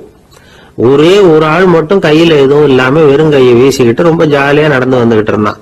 கடவுள் அவங்க கிட்ட போனார். ஏப்பா, உனக்கு கவலையே இல்லையா அப்படின்னு கேட்டார். எனக்கும் சில கவலைகள்லாம் உண்டு அப்படின்னு அவன். எங்க அதெல்லாம்னு கேட்டிருக்காரு கடவுள். பின்னாடி லாரியில வந்துகிட்டு இருக்கு அப்படின்னு அவன். ஒரு ஊர்ல ஒரு ராஜா இருந்தார். அந்த ராஜாவுக்கு ஒரு மந்திரி. ராஜா ரொம்ப நியாயமானவர், நேர்மையானவர், கண்டிப்பானவர். தப்பு செய்யறது யாரா இருந்தாலும் தண்டனை கொடுப்பார். வேண்டியவங்களுக்கு ஒரு நியாயம், வேண்டாதவங்களுக்கு ஒரு நியாயம்ங்கிறதெல்லாம் அவர்கிட்ட கிடையாது. ஒரு சமயம் அரசவையில அந்த அமைச்சரே விதிமுறைகளுக்கு புறம்பா ஏதோ நடந்துகிட்டு இருக்கார். மன்னருக்கு கோபம் வந்துட்டுது. உடனே அந்த அமைச்சரை கிட்டத்துல கூப்பிட்டு அவர் கன்னத்துல ஓங்கி ஒரு அறை கொடுத்துட்டாராம். உடனே அந்த அமைச்சர் என்ன பண்ணார் தெரியுமா, நேரா போனார். அங்க நின்றுகிட்டு இருந்த இன்னொருத்தர் கன்னத்துல ஓங்கி அரைஞ்சார். அறை வாங்கினவர் திகைச்சு போயிட்டார். இவர் ஏன் நம்மள அரைகிறார் அப்படின்னு யோசனை பண்ணார். மன்னரும் திகைச்சு போயிட்டார். நாம இவரை அரைஞ்சா அதுக்காக இவரு போய் இன்னொருத்தர் அரையணுமா அப்படின்னு யோசனை பண்ணார். அவர் இவருக்கு என்ன பைத்தியமானு கூட நினைக்க ஆரம்பிச்சுட்டார். ஆனா என்ன ஆச்சுன்னா, அப்புறம் அமைச்சர் அவர் கவனிச்சுக்கிட்டு இருந்தாரா, அவர் இன்னொருத்தர் அரைஞ்சார் இல்லையா, அந்த அறை வாங்கின ஆசாமியை பார்த்து கத்திக்கிட்டு இருந்தார். யாரு, அமைச்சர். ஏன்பா என்கிட்ட அறைய வாங்கிட்டு இப்படி விவரம் இல்லாம நின்றுட்டு இருக்கிறிய, நான் உனக்கு கொடுத்ததை நீ வேற யாருகிட்டயாவது கொடுத்துரு அப்படின்னார். உடனே அந்த ஆள் பார்த்தான். தனக்கு அடுத்தபடியா நின்றுகிட்டு இருந்தவன ஓங்கி ஒரு அறை அரைஞ்சான். அவன் கண்ணத்தை தடவிட்டே யோசனை பண்ணான். இது ஏதோ புரிஞ்சுக்கிட்ட மாதிரி அடுத்தாப்புல நின்றுட்டு இருந்தவன அரைஞ்சான். இப்படி இந்த அறை மாறி மாறி போயிட்டே இருக்குது. ஊரு பூரா பிரயாணம் பண்ண ஆரம்பிச்சுட்டுது. அன்னைக்கு ராத்திரி அந்த ராஜா படுக்கிறதுக்காக போனார். அந்த நேரம் பார்த்து அவர் கண்ணத்துல பலார்னு ஒரு அறை விழுந்தது. நம்மளே அறையிறது யாரு அப்படின்னு அதிர்ச்சியோட மன்னர் திரும்பி பாக்குறாரு. அரைஞ்சது அவரோட மனைவி. என்னாச்சு உனக்குன்னு கத்துனார் ராஜா. உங்களுக்கு தெரியாதா, ஊரு பூரா ஒருத்தர் மாத்தி ஒருத்தர் மூலமா இந்த அறை பிரயாணம் பண்ணிட்டு வருது அப்படின்னாங்க அந்த அம்மா. அப்படின்னா ஆரம்பிச்ச இடத்துக்கே வந்துட்டுதா அப்படின்னாராம் மன்னர். என்ன சொல்றீங்கன்னு கேட்டிருக்காங்க. இவர் விவரத்தை சொன்னாராம். அப்படின்னா நீங்க ஆரம்பிச்சு வச்ச இந்த விளையாட்டை நான் முடிச்சு வச்சுட்டேன் அப்படின்னாங்களாம் அந்த அம்மா. மறுநாள் காலை மறுபடியும் அரசவை கூடிச்சு அந்த அமைச்சர் மன்னரை பார்த்து கேட்டார், என்ன மகாராஜா, என்கிட்ட கொடுத்ததை திருப்பி வாங்கிட்டீங்களா அப்படின்னாராம். இப்படி நடக்கும்னு நான் எதிர்பார்க்கவே இல்லைன்னார் மன்னர். ஆனா நான் எதிர்பார்த்தேன். அது எங்க போயிட போகுது, ஊர் பூரா சுத்தி கடைசியில உங்ககிட்ட தான் வந்து சேரும் அப்படிங்கறது எனக்கு தெரியும் அப்படின்னார் அமைச்சர். இந்த கதை வேடிக்கையா இருந்தா கூட இதுல உள்ள கருத்து முக்கியமானது. இந்த உலகத்துல பல கருத்துக்கள் இப்படிதான் மாறி மாறி சுத்தி வந்துகிட்டே இருக்குது. நம்மளும் ஒருத்தன் தன்னுடைய நண்பன் ஒருத்தனை கடத்தருல பார்த்தான். உடனே ஓடி போய் பலாருன்னு ஒரு அறை கொடுத்தானா. அவன் கண்ணத்தை தடவிட்டு ஏன்டா என்ன அரைஞ்சேன்னு கேட்டிருக்கான். நீ ஏன்டா என்ன முட்டாள்னு என் மனைவிட்ட போய் சொன்னேன் அப்படின்னு இருக்கான் அவன். உன்னை ஒரு முட்டாள்னு சொன்னதுக்காகவா நீ என்ன அரைஞ்ச அப்படின்னு கேட்டிருக்கான் இவன். டேய், நான் அதுக்காக அறையலப்பா, அது ஒரு பெரிய ரகசியம். நான் முட்டாள்ங்கிறது அந்த ரகசியத்தை நீ ஏன் எங்க வீட்டுல போய் சொன்னேன், அதுக்காக தான் அரைஞ்சேன் அப்படின்னு அவன். ஒரு ஊர்ல ஒரு ராஜா இருந்தார். அவர் ஒரு பூனை வளர்த்தார். ரொம்ப செல்லமா அவர் அந்த பூனையை வளர்த்தார். அவர் என்ன பண்ணுவார் தெரியுமா, இரவு நேரத்துல அந்த பூனையோட தலையில ஒரு விளக்க வச்சிருவார். அந்த பூனை ரொம்ப ஜாக்கிரதையா அந்த விளக்கு கீழே விழுந்துடாம பாத்துக்கும். தலையை ஆட்டாம ரொம்ப நிதானமா ராஜா பின்னாடி நடந்து போய்கிட்டே இருக்கும். அந்த விளக்கு வெளிச்சத்துல எல்லா வேலைகளையும் செஞ்சிருவார். கையில ஒரு விளக்க தனியா எடுத்துட்டு போக வேண்டிய அவசியமே இல்லை. விளக்க தூக்கிட்டு போற வேலையை அந்த பூனை பார்த்துக்கும். அதனால ராஜாவுக்கு அந்த பூனை மேல ரொம்ப பிரியம். மந்திரிகளை எல்லாம் கூப்பிட்டு அவங்க கிட்ட சொல்லுவார், பாத்தீங்களா இந்த பூனை எவ்வளவு விசுவாசமா நடக்குது, என் பேர்ல எவ்வளவு மரியாதை பாத்தீங்களா அதுக்கு அப்படிம்பார். இதை கேட்டுவிட்டு அங்கிருந்த அமைச்சர்கள் ஒருத்தர் சொன்னார், மன்னா நீங்க சொல்றது சரிதான், இருந்தாலும் இந்த பூனையோட விசுவாசத்தை நாம கொஞ்சம் சோதிச்சு பார்க்க வேண்டியிருக்கு அப்படின்னாராம். சரி, உங்க ஆசையை ஏன் கெடுக்கணும், நல்லா சோதிச்சு பாருங்க அப்படின்னு சொல்லிவிட்டார் ராஜா. உடனே அந்த அமைச்சர் என்ன பண்ணார் தெரியுமா, எங்கேயோ புறப்பட்டு போனார். ஒரு 5-6 எலிகளை பிடிச்சிட்டு வந்தார். அரண்மனையில் ராஜா ஏதோ வேலை பார்த்துக்கிட்டு இருக்கிறாரு. பக்கத்துல அந்த பூனை ரொம்ப பணிவா நின்றுகிட்டு இருக்குது. அது தலையில விளக்கு எரிஞ்சுக்கிட்டு இருக்கு. அமைச்சர் தான் பிடிச்சிட்டு வந்த எலிகளை அந்த பூனை பார்வையில படுறது மாதிரி எதிரில் விட்டார். அந்த எலிகள்லாம் அங்கேயும் இங்கேயும் ஓட ஆரம்பிச்சுது. அதை பார்த்தது பூனை, அவ்வளவுதான். தலையில இருக்கிற விளக்க பத்தியும் கவலைப்படல, ராஜாவை பத்தியும் கவலைப்படல. ஒரே பாய்ச்சலா பாஞ்சு எலிகளை துரத்த ஆரம்பிச்சுட்டுது. தலையில இருந்த விளக்கு எங்கேயோ போய் விழுந்தது, அணைஞ்சு போச்சு. இருட்டுல ராஜா தடுமாற ஆரம்பிச்சுட்டார். இந்த சமயத்துல அந்த அமைச்சர் மறுபடியும் விளக்க ஏத்தினார். வெளிச்சம் வந்தது. அதுக்கப்புறம் அந்த அமைச்சர் பேசினார், அரசே, பூனையோட விசுவாசத்தை பாத்தீங்களா, எலி அது கண்ணுல படுற வரைக்கும் தான் விசுவாசமா இருந்தது. அது மாதிரி எலிய பார்த்தது எல்லாத்தையும் விட்டுட்டு அதை துரத்த ஆரம்பிச்சுட்டு பாத்தீங்களா. தான் அந்த பூனையை பத்தி நினைச்சது தப்புங்கிறது அதுக்கப்புறம் தான் அந்த ராஜாவுக்கு புரிஞ்சுதான். சரி, இப்ப எதுக்கு இந்த கதையெல்லாம் அப்படிங்கிறீங்களா, இந்த பூனை மாதிரி தான் நம்ம மனசும். மனசை எவ்வளவுதான் பயிற்சி கொடுத்து பக்குவமா வச்சிருந்தாலும் பார்க்கறதுக்கு பரமசாது மாதிரி தான் இருக்கும். பார்க்க வேண்டியதை பார்த்துட்டுதுன்னா பாஞ்சிரும். இந்த பூனை மாதிரி புலன் இன்ப பொருள்கள் கிட்டாத வரைக்கும் மனம் அடங்கி இருக்கிறது மாதிரி தான் தெரியும். கொஞ்சம் வாய்ப்பு கிடைச்சாலும் அது குதிக்க ஆரம்பிச்சிரும், தப்பு பண்ண ஆரம்பிச்சிரும்.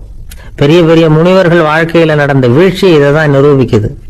புலன்களின் ஆற்றல் அதிகம். அதனால மனக்கட்டுப்பாடு பயிற்சிகள்ல ரொம்ப எச்சரிக்கையா இருக்கணுங்கிறார் சுவாமி சிவானந்தர். மது பழக்கத்தையே விட்டுட்டேன்னு உறுதியா இருப்பான். கடை கண்ணுல பட்டுட்டுதுன்னா காலை அவனை கேட்காமலே இழுத்துட்டு உள்ள போயிடும். இதுதான் மனசுங்கிறது. அதுதான் அந்த ராஜா வளர்த்த பூனை. நம்மால் ஒருத்தன் அந்த ராஜா பூனை தலையில விளக்க வச்சது மாதிரி இவன் தன்னுடைய தலையிலேயே ஒரு விளக்க ஏற்றி வச்சுக்கிட்டு என்னத்தையும் தேட ஆரம்பிச்சான். தேடிக்கிட்டு இருக்கிறான். தலையை ஆட்டாம நிதானமா நடந்து ரொம்ப நேரமா தேடிட்டு இருக்கிறான். அந்த சமயம் அங்க வந்த ஒருத்தர், என்னத்தை தேடுறீங்கன்னு கேட்டார். அதுதான் மறந்து போச்சு அப்படின்னு இழுத்தான். சரி, கொஞ்சம் இப்படி உட்காருங்க, ஞாபகம் வந்ததும் தேட ஆரம்பிக்கலாம் அப்படின்னாரு அவரு. இவன் கொஞ்ச நேரம் உட்காந்து யோசிச்சான். அப்புறம் திடீர்னு எழுந்திரிச்சான். ஞாபகம் வந்துட்டுதுன்னா. என்னன்னு கேட்டார். எங்க வீட்டுல இருந்த விளக்க எங்க வச்சேன்னு தெரியல, அதுதான் தேடிட்டு இருக்கிறேன், ஏத்தி வைக்கலாம்னு பாக்குறேன் அப்படின்னா. வாழ்க்கையில சில சந்தர்ப்பங்கள்ல நாம சில அவமானங்களை சந்திச்சே தீர வேண்டியிருக்கு. என்ன பண்றது, காலம் அப்படி. அவமானப்படுறவங்க உடனே அடங்கி போடுறதுதான் உலக வழக்கம். அவமானப்பட்டா உடனே சீறி எழறவங்களும் உண்டு. ஆனா அதையே ஒரு சவாலா எடுத்துக்கிட்டு முன்னுக்கு வர்றவங்களும் சில பேர் இருக்கிறாங்க. அவங்க ரொம்ப அபூர்வம். இன்னைக்கு மனோதத்துவ நிபுணர்கள்லாம் என்ன சொல்றாங்க தெரியுமா? அவமானப்பட்டுட்டா உடனே அடங்கி போயிடக்கூடாதான். அதையே ஒரு சவாலாக எடுத்துக்கிட்டு மனசில் ஒரு வைராக்கியத்தோட முயற்சி பண்ணினா வாழ்க்கையில் எல்லாரும் முன்னேறலாமா. அவமானம்ங்கிறத நாம் வைராக்கியமாக மாற்றிக்கணும். அதுதான் வெற்றிக்கு வழி. ராமர் இந்த பூமியில் பிறந்ததே ஒரு வைராக்கியத்தினால தான் சார் அப்படின்னார் ஒருத்தர். எப்படிங்க அது அப்படின்னு கேட்டேன். அவர் சொன்னார், தசரதருக்கு ராமர் குழந்தையா பிறக்கணும், அப்பதான் இங்க இருக்கிற கஷ்டங்கள்லாம் நீங்கும் அப்படின்னு சர்வ லோகமும் எதிர்பார்த்துக்கிட்டு இருக்குது. ஆனா அவர் எப்போ பிறப்பார் அப்படின்னு யாருக்கும் தெரியல. அந்த காரியம் சீக்கிரம் நடக்கணுமே, அதுக்கு என்ன பண்றது? நாரதர் வந்தார் ஒரு நாள் தசரதரை தேடி. தசரதா, உனக்கு ஒரு செய்தி தெரியுமான்னு ஆரம்பிச்சார். அவர் எப்பவும் இப்படித்தானே ஆரம்பிக்கிறது வழக்கம். என்ன விஷயம்னு கேட்டார் தசரதர். தசரதா, நீ அடிக்கடி உன்னோட தேரில் ஏறிக்கிட்டு தேவலோகத்துக்கு போற, அங்கே போற வர்ற எல்லாம் பண்ணிட்டு இருக்க, எல்லாம் சரி. தேவலோகத்திலையும் உன்னை நல்லபடியாக தான் வரவேற்கிறாங்க. தேவேந்திரன் உன்னை பிரியமாக அழைச்சிட்டு போய் தன்னுடைய அரியாசனத்திலேயே தனக்கு பக்கத்திலேயே உட்கார வைக்கிறான்.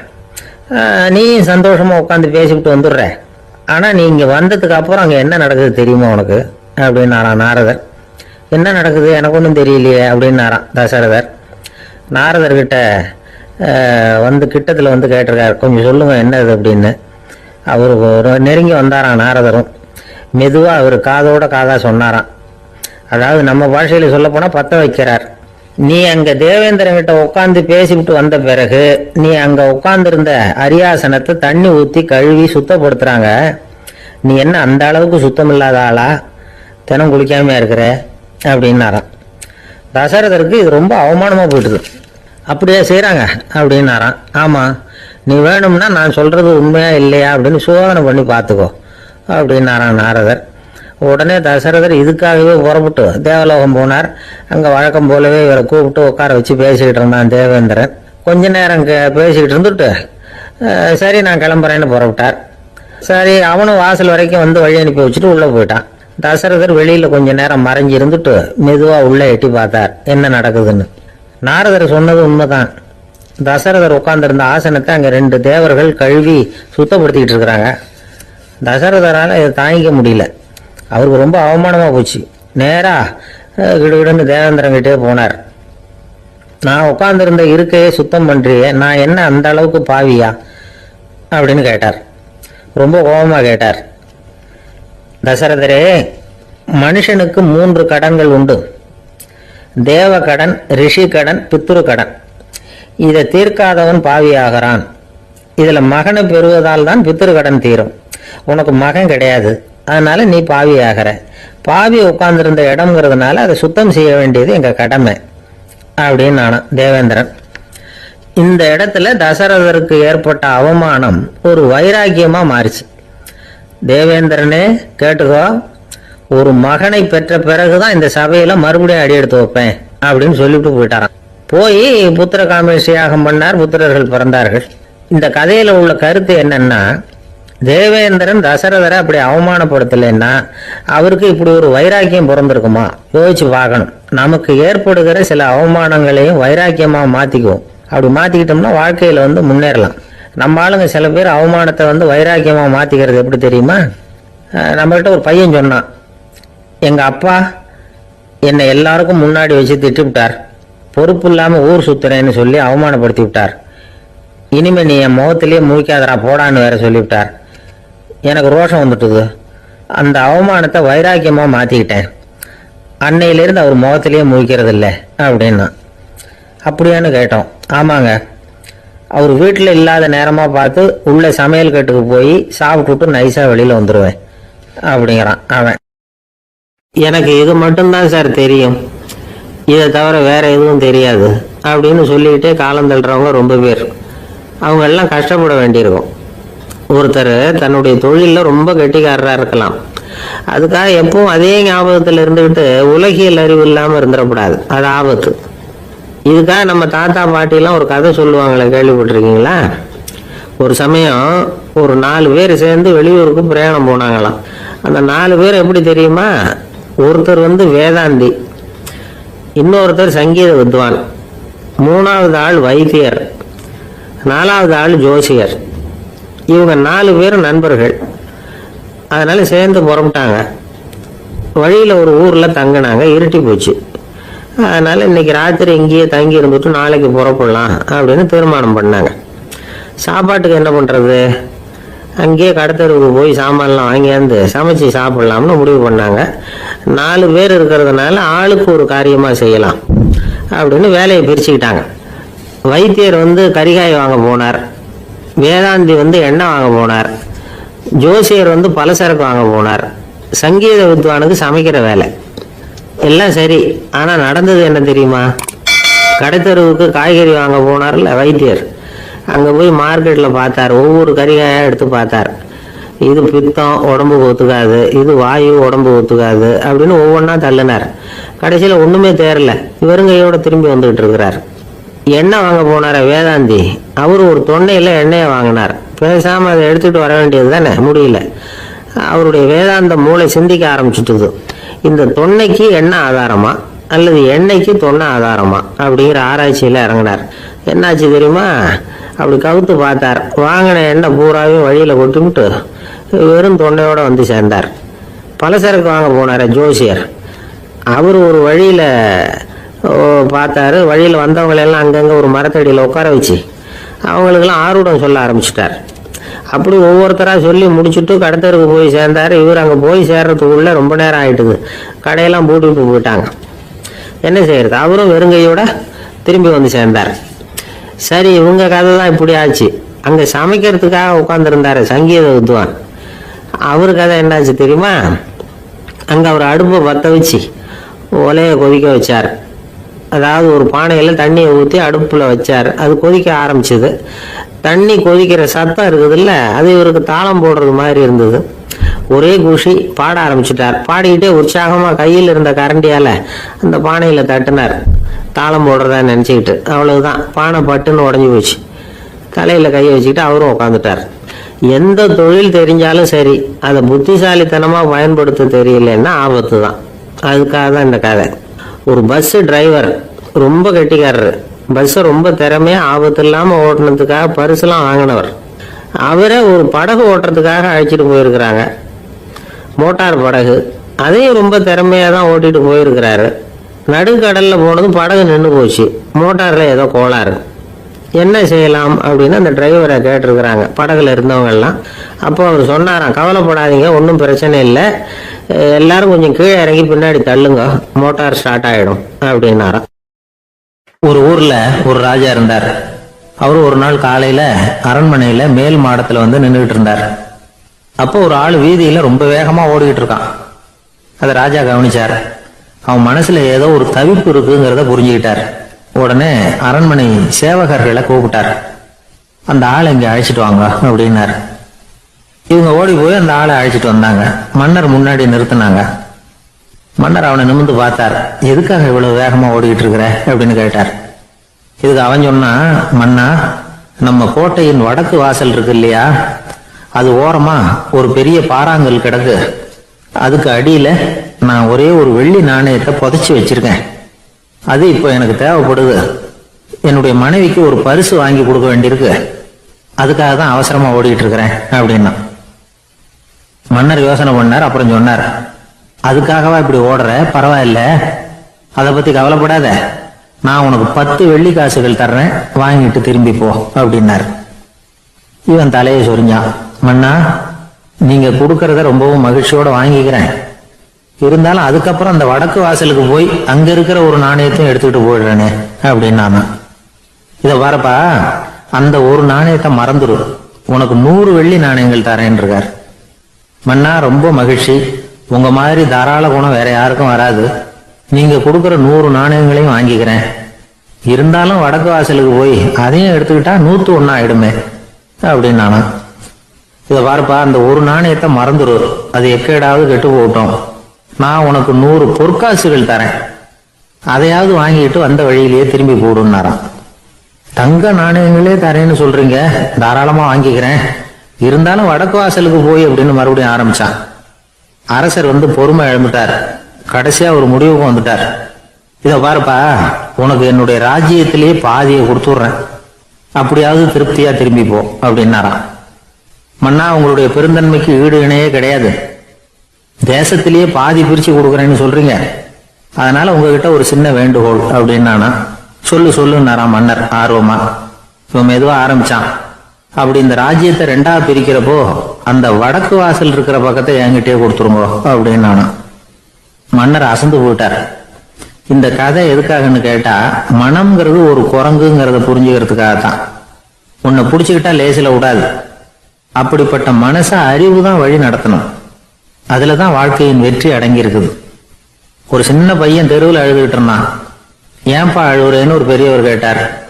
₹1 காசை இங்க தொலைச்சுட்டேன் அப்படின்னா. சரி, அதுக்காக அழாத, அதுக்கு பதிலாக 10 ரூபா தரேன், இந்தா வச்சுக்கோன்னு கொடுத்தாரு. அந்த 10 ரூபாய வாங்கி சட்டப்பையில போட்டுக்கிட்டு அதை விட அதிகமா சத்தம் போட்டு அழ ஆரம்பிச்சுட்டான். மறுபடியும் ஏன்டா அழறேன்னு கேட்டார் பெரியவர்.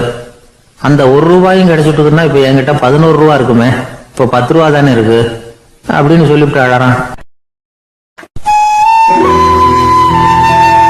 வெளிநாட்டுக்கு போகணும்னு ஆசை.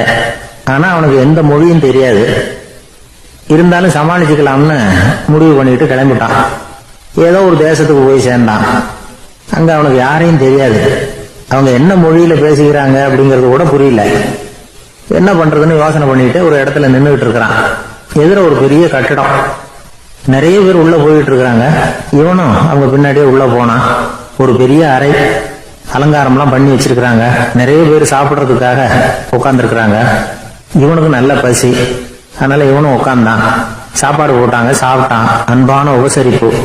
இவன் மனசு உள்ள நினைச்சுக்கிட்டான், இது ஏதோ அரசருடைய அரண்மனை மாதிரி தெரியுது, இன்னைக்கு ஏதோ விருந்து நடக்குது, நல்ல வேளை நம்ம பசியும் தீர்ந்தது அப்படின்னு நினைச்சுக்கிட்டே நிமிர்ந்து பாக்குறான். சாப்பாடு பரிமாறினவன் எதிரில் ரொம்ப பணிவோட முதுக வளைச்சி வணக்கம் தெரிவிச்சான். இவனும் எழுந்திருச்சு நின்று முதுக வளைச்சி வணக்கம் தெரிவிச்சான். ரொம்ப நன்றின்னா. அவன் ஒரு சீட்டை இவன் கையில கொடுத்தான். இவன் அதை வாங்கி பாக்குறான். என்ன எழுதியிருக்குன்னு ஒன்னும் புரியல. சரி, இந்த நாட்டுல தங்களுடைய நன்றியை சீட்ல எழுதிதான் கொடுப்பாங்க போல இருக்கு அப்படின்னு நினைச்சுக்கிட்டு மறுபடியும் நன்றின்னா. ஆனா அவன் காசை கொடுங்கன்னா. ஏன்னா அது ஒரு ஹோட்டல், இவன் சாப்பிட்டதுக்கான பில் அது. இவன் அதை புரிஞ்சுக்கவே இல்லை. நன்றின்னு அந்த சீட்ல எழுதி கொடுக்குறாங்க போல இருக்கு அப்படின்னு நினைச்சுக்கிட்டு அதை வாங்கி சட்டை பையில பத்திரமா வச்சுக்கிட்டு, பரவாயில்லைங்க ரொம்ப மகிழ்ச்சின்னா. ஒரு வெளிநாட்டுக்காரனுக்கு இவ்வளவு தூரம் மரியாதை பண்றீங்களே, எங்க ஊருக்கு போனதும் உங்களை பத்தி நிறைய சொல்லுவேன் அப்படின்னா. இவன் என்ன சொல்றான்னு அவனுக்கு புரியல. இவனை பிடிச்சி அழைச்சிட்டு போய் முதலாளி முன்னாடி நிறுத்தினான். நாம சொன்னதுல இவனுக்கு ரொம்ப பெருமையா இருக்கணும் போல இருக்கு, அதுதான் பெரிய இடத்துக்கு அழைச்சிட்டு வந்திருக்கிறான் அப்படின்னு இவன் நினைச்சுக்கிறான். அவரும் பில்லுக்கான பணத்தை கொடுங்கிறாரு. பரவாயில்லைங்க ரொம்ப மகிழ்ச்சி நன்றிங்கிறான் இவன். அவரு பார்த்தார், இவனை நீதிமன்றத்துக்கு அனுப்பி வச்சுட்டாரு. இவன் என்ன நினைச்சுக்கிட்டான், நம்மள இந்த ஊர் ராஜா முன்னாடியே அழைச்சிட்டு வந்து நிறுத்தி இருக்கிறாங்க போல இருக்கு, என்ன ஒரு பெருந்தன்மை அப்படின்னு நினைச்சுக்கிறான்.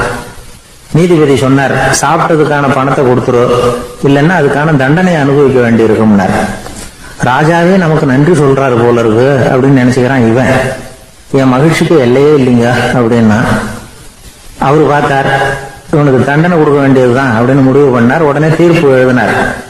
இவனை கழுதையில பின்புறமா உட்கார வைங்க, இவன் ஒரு மோசடிக்காரன் அப்படின்னு ஒரு போர்டு எழுதி அவன் கழுத்துல மாட்டுங்க, அப்புறம் அந்த கழுதையை ஊரு பூரா விரட்டுங்க அப்படின்னாரு.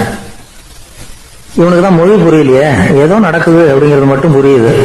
எல்லாரும் சேர்ந்து இவனை ஒரு கழுதை மேல உட்கார வச்சாங்க. ஓஹோ, நம்மளை பாராட்டி ஒரு ஊர்வலம் நடத்துறாங்க போல இருக்கு அப்படின்னு நினைச்சுக்கிறான் இவன். எல்லாரும் சத்தம் போட்டுக்கிட்டு கையை தட்டிக்கிட்டு கழுதை பின்னாடி ஓடி வர்றாங்க. இவனுக்கு ரொம்ப உற்சாகமா இருக்குது. எல்லாருக்கும் கை கூப்பி வணக்கம் சொல்லிக்கிட்டே போறான். கூட்டத்துல திடீர்னு ஒரு தெரிஞ்ச முகம் தெரியுது. அவனுடைய தேசத்தை சேர்ந்த ஒரு ஆள் அவன். அவனை பார்த்ததும் இவனுக்கு ரொம்ப உற்சாகம். நம்ம ஊருக்கு போனதும் இங்க நமக்கு கிடைச்ச மரியாதையெல்லாம் உண்மைதான்னு சொல்றதுக்கு ஒரு சாட்சியும் கிடைச்சிட்டு அப்படின்னு நினைச்சுக்கிறான். அவனை பார்த்து கத்தனா, நல்லா பாத்துக்க, இந்த ஊர் மக்கள் எனக்கு எப்படிப்பட்ட வரவேற்பு கொடுக்குறாங்கிறத நல்லா கவனிச்சுக்கோ அப்படிங்கிறான். அவனுக்கு அவமானமா போட்டுது. தலையை குனிஞ்சுக்கிட்டே நழுவி போயிட்டான். இவன் பார்த்தான், அவன் தலை தெரியல. ஆகா, அவனுக்கு நம்ம மேல பொறாம போல இருக்கு, அதனாலதான் காணாம போயிட்டான் அப்படின்னு நினைச்சுக்கிறான். இப்படி ஒரு வேடிக்கை கதையை பெரியவங்க சொல்றது உண்டு. கதை வேடிக்கையா இருந்தாலும் இதுல உள்ள கருத்து என்ன தெரியுமா? அந்த கழுத மேல உட்கார்ந்து இருக்கிறானே, அது மாதிரிதான் நாமளும் அகங்காரம்ங்கிற கழுத மேல உட்கார்ந்துட்டு இருக்கோமா. நாமளும் கிட்டத்தட்ட அதே மாதிரி பிரம்மையில தான் இருக்கிறோமா. என்ன நடக்குதுங்கிறதே புரியறது இல்ல. அகங்காரத்துல பேசுறவனுக்கும் சித்த சுவாதீனம் இல்லாம பேசுறவனுக்கும் அதிக வித்தியாசம் இருக்கிறது இல்ல. அது மாதிரி ஒருத்தன் தன்னுடைய வீட்டை சுத்தி சேற்ற வாரி அரைச்சிக்கிட்டு இருந்தானா. அந்த வழியா வந்த ஒரு பெரியவர் அதை பார்த்திருக்காரு. என்னப்பா பண்ணிட்டு இருக்கிற அப்படின்னு கேட்டாராம். கழுதைகளை விரட்டிட்டு இருக்கிறேன் அப்படின்னானா. இங்க கழுதைகளே காணுமே அப்படின்னாராம் அவரு. அதுதான் ஏற்கனவே விரட்டி விட்டனே அப்படின்னானா இவன். சங்கீத வித்வான்கள்ல பல வகை உண்டு. சில குறிப்பிட்ட ராகங்களை பாடுறதுல அவங்களுக்கு பெருமை வர்றது உண்டு. ஆனா ஒருத்தர் இருந்தார், அவரால் ஒரு ராகத்துக்கே பெருமை வந்தது. அந்த ராகத்தை அவர் வாசிச்சு கேட்கணும் அப்படின்னு சொல்லுவாங்க. அது என்ன ராகம்னா தோடி ராகம். சரி, அந்த வித்வான் யாருன்னா அவர் தான் திருவாவடுதுறை ராஜரத்னம் பிள்ளை. பேராசிரியர் கல்கி ஒரு சமயம் தம்முடைய பத்திரிகையில எழுதினாராம். அதை அப்படியே படிக்கிறேன் கேளுங்களேன். ஆஹா, ஸ்ரீ ராஜரத்னம் பிள்ளையின் தோடி ஆலாபனையை முதலில் கேட்டபோது அவருடைய கற்பனையை விட்டு தள்ளுங்கள். நம்முடைய மனதில் என்னென்ன இன்பமயமான கற்பனைகள் எல்லாம் உதித்தன.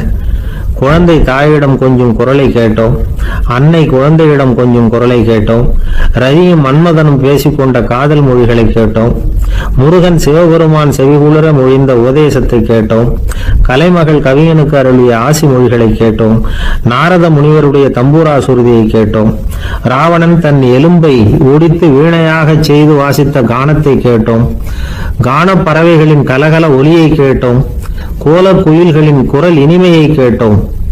இப்படிலாம் பேராசிரியர் கல்கி விமர்சனம் எழுதியிருக்கிறார். திருவாவடுதுறை ராஜரத்னம் பிள்ளை அவர்களுடைய வாசிப்பை கேட்டுட்டு டி.என். ராஜரத்னம் பிள்ளை இறந்து போனார். அப்போ கவிஞர் கண்ணதாசன் எழுதினார், செவியனில் ஓடி எங்கள் சிந்தையில் ஓடி இந்த புவியெல்லாம் ஓடி நின்பார் பொங்கிய தோடி வேறிங்கு எவரிடம் போகும் ஐய இனி அதை காப்பார் யாவர் அவிந்தனின் சடலத்தோடே அவிந்தது தோடிதானும் அப்படின்னு எழுதினாராம். அந்த அளவுக்கு அவருடைய தோடியை ரசித்தவர்கள் உண்டு. அதே மாதிரி தோடின்னா என்னன்னு தெரியாமலே அவரை ரசித்தவங்களும் அந்த காலத்துல உண்டு. அதாவது ஒரு பெரிய சபையில இவர் வாய்ச்சிக்கிட்டு இருக்கிறார். பாதியில ஒரு பெரிய மனுஷன் உள்ள வந்தார்.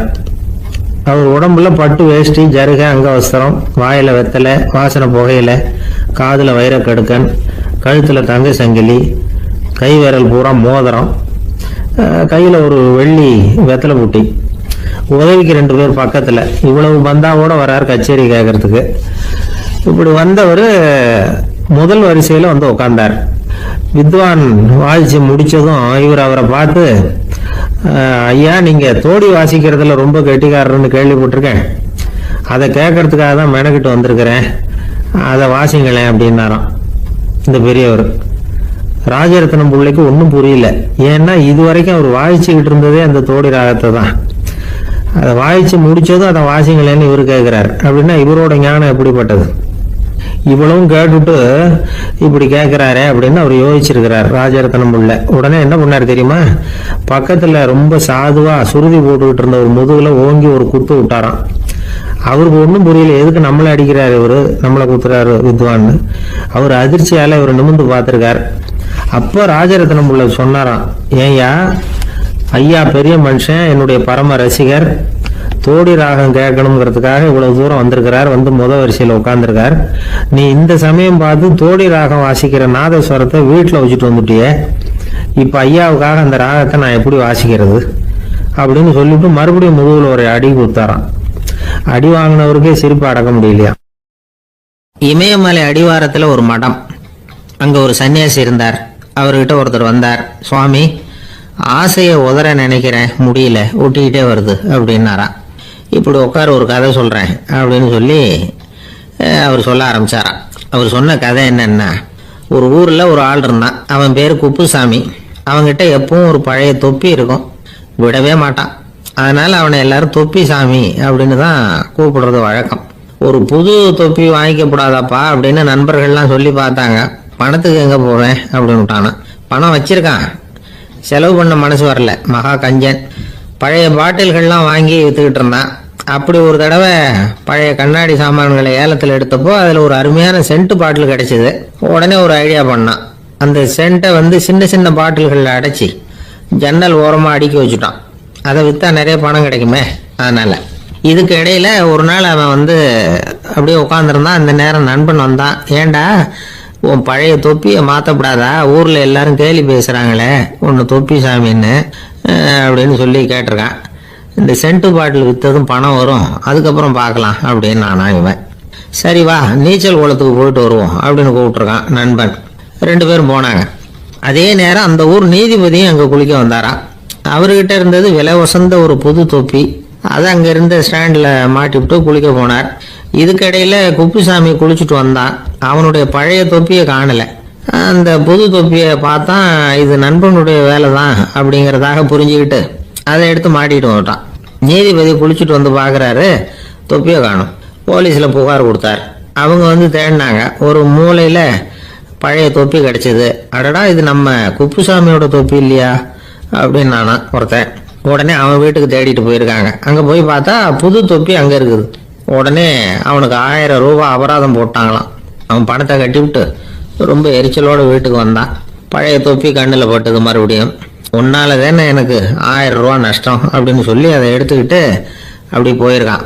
அந்த ஊர் குளத்துல வீசி எரிஞ்சிட்டு வந்துட்டான். அது மீன் பிடிக்கிற ஒருத்தன் கையில் சிக்கிச்சு.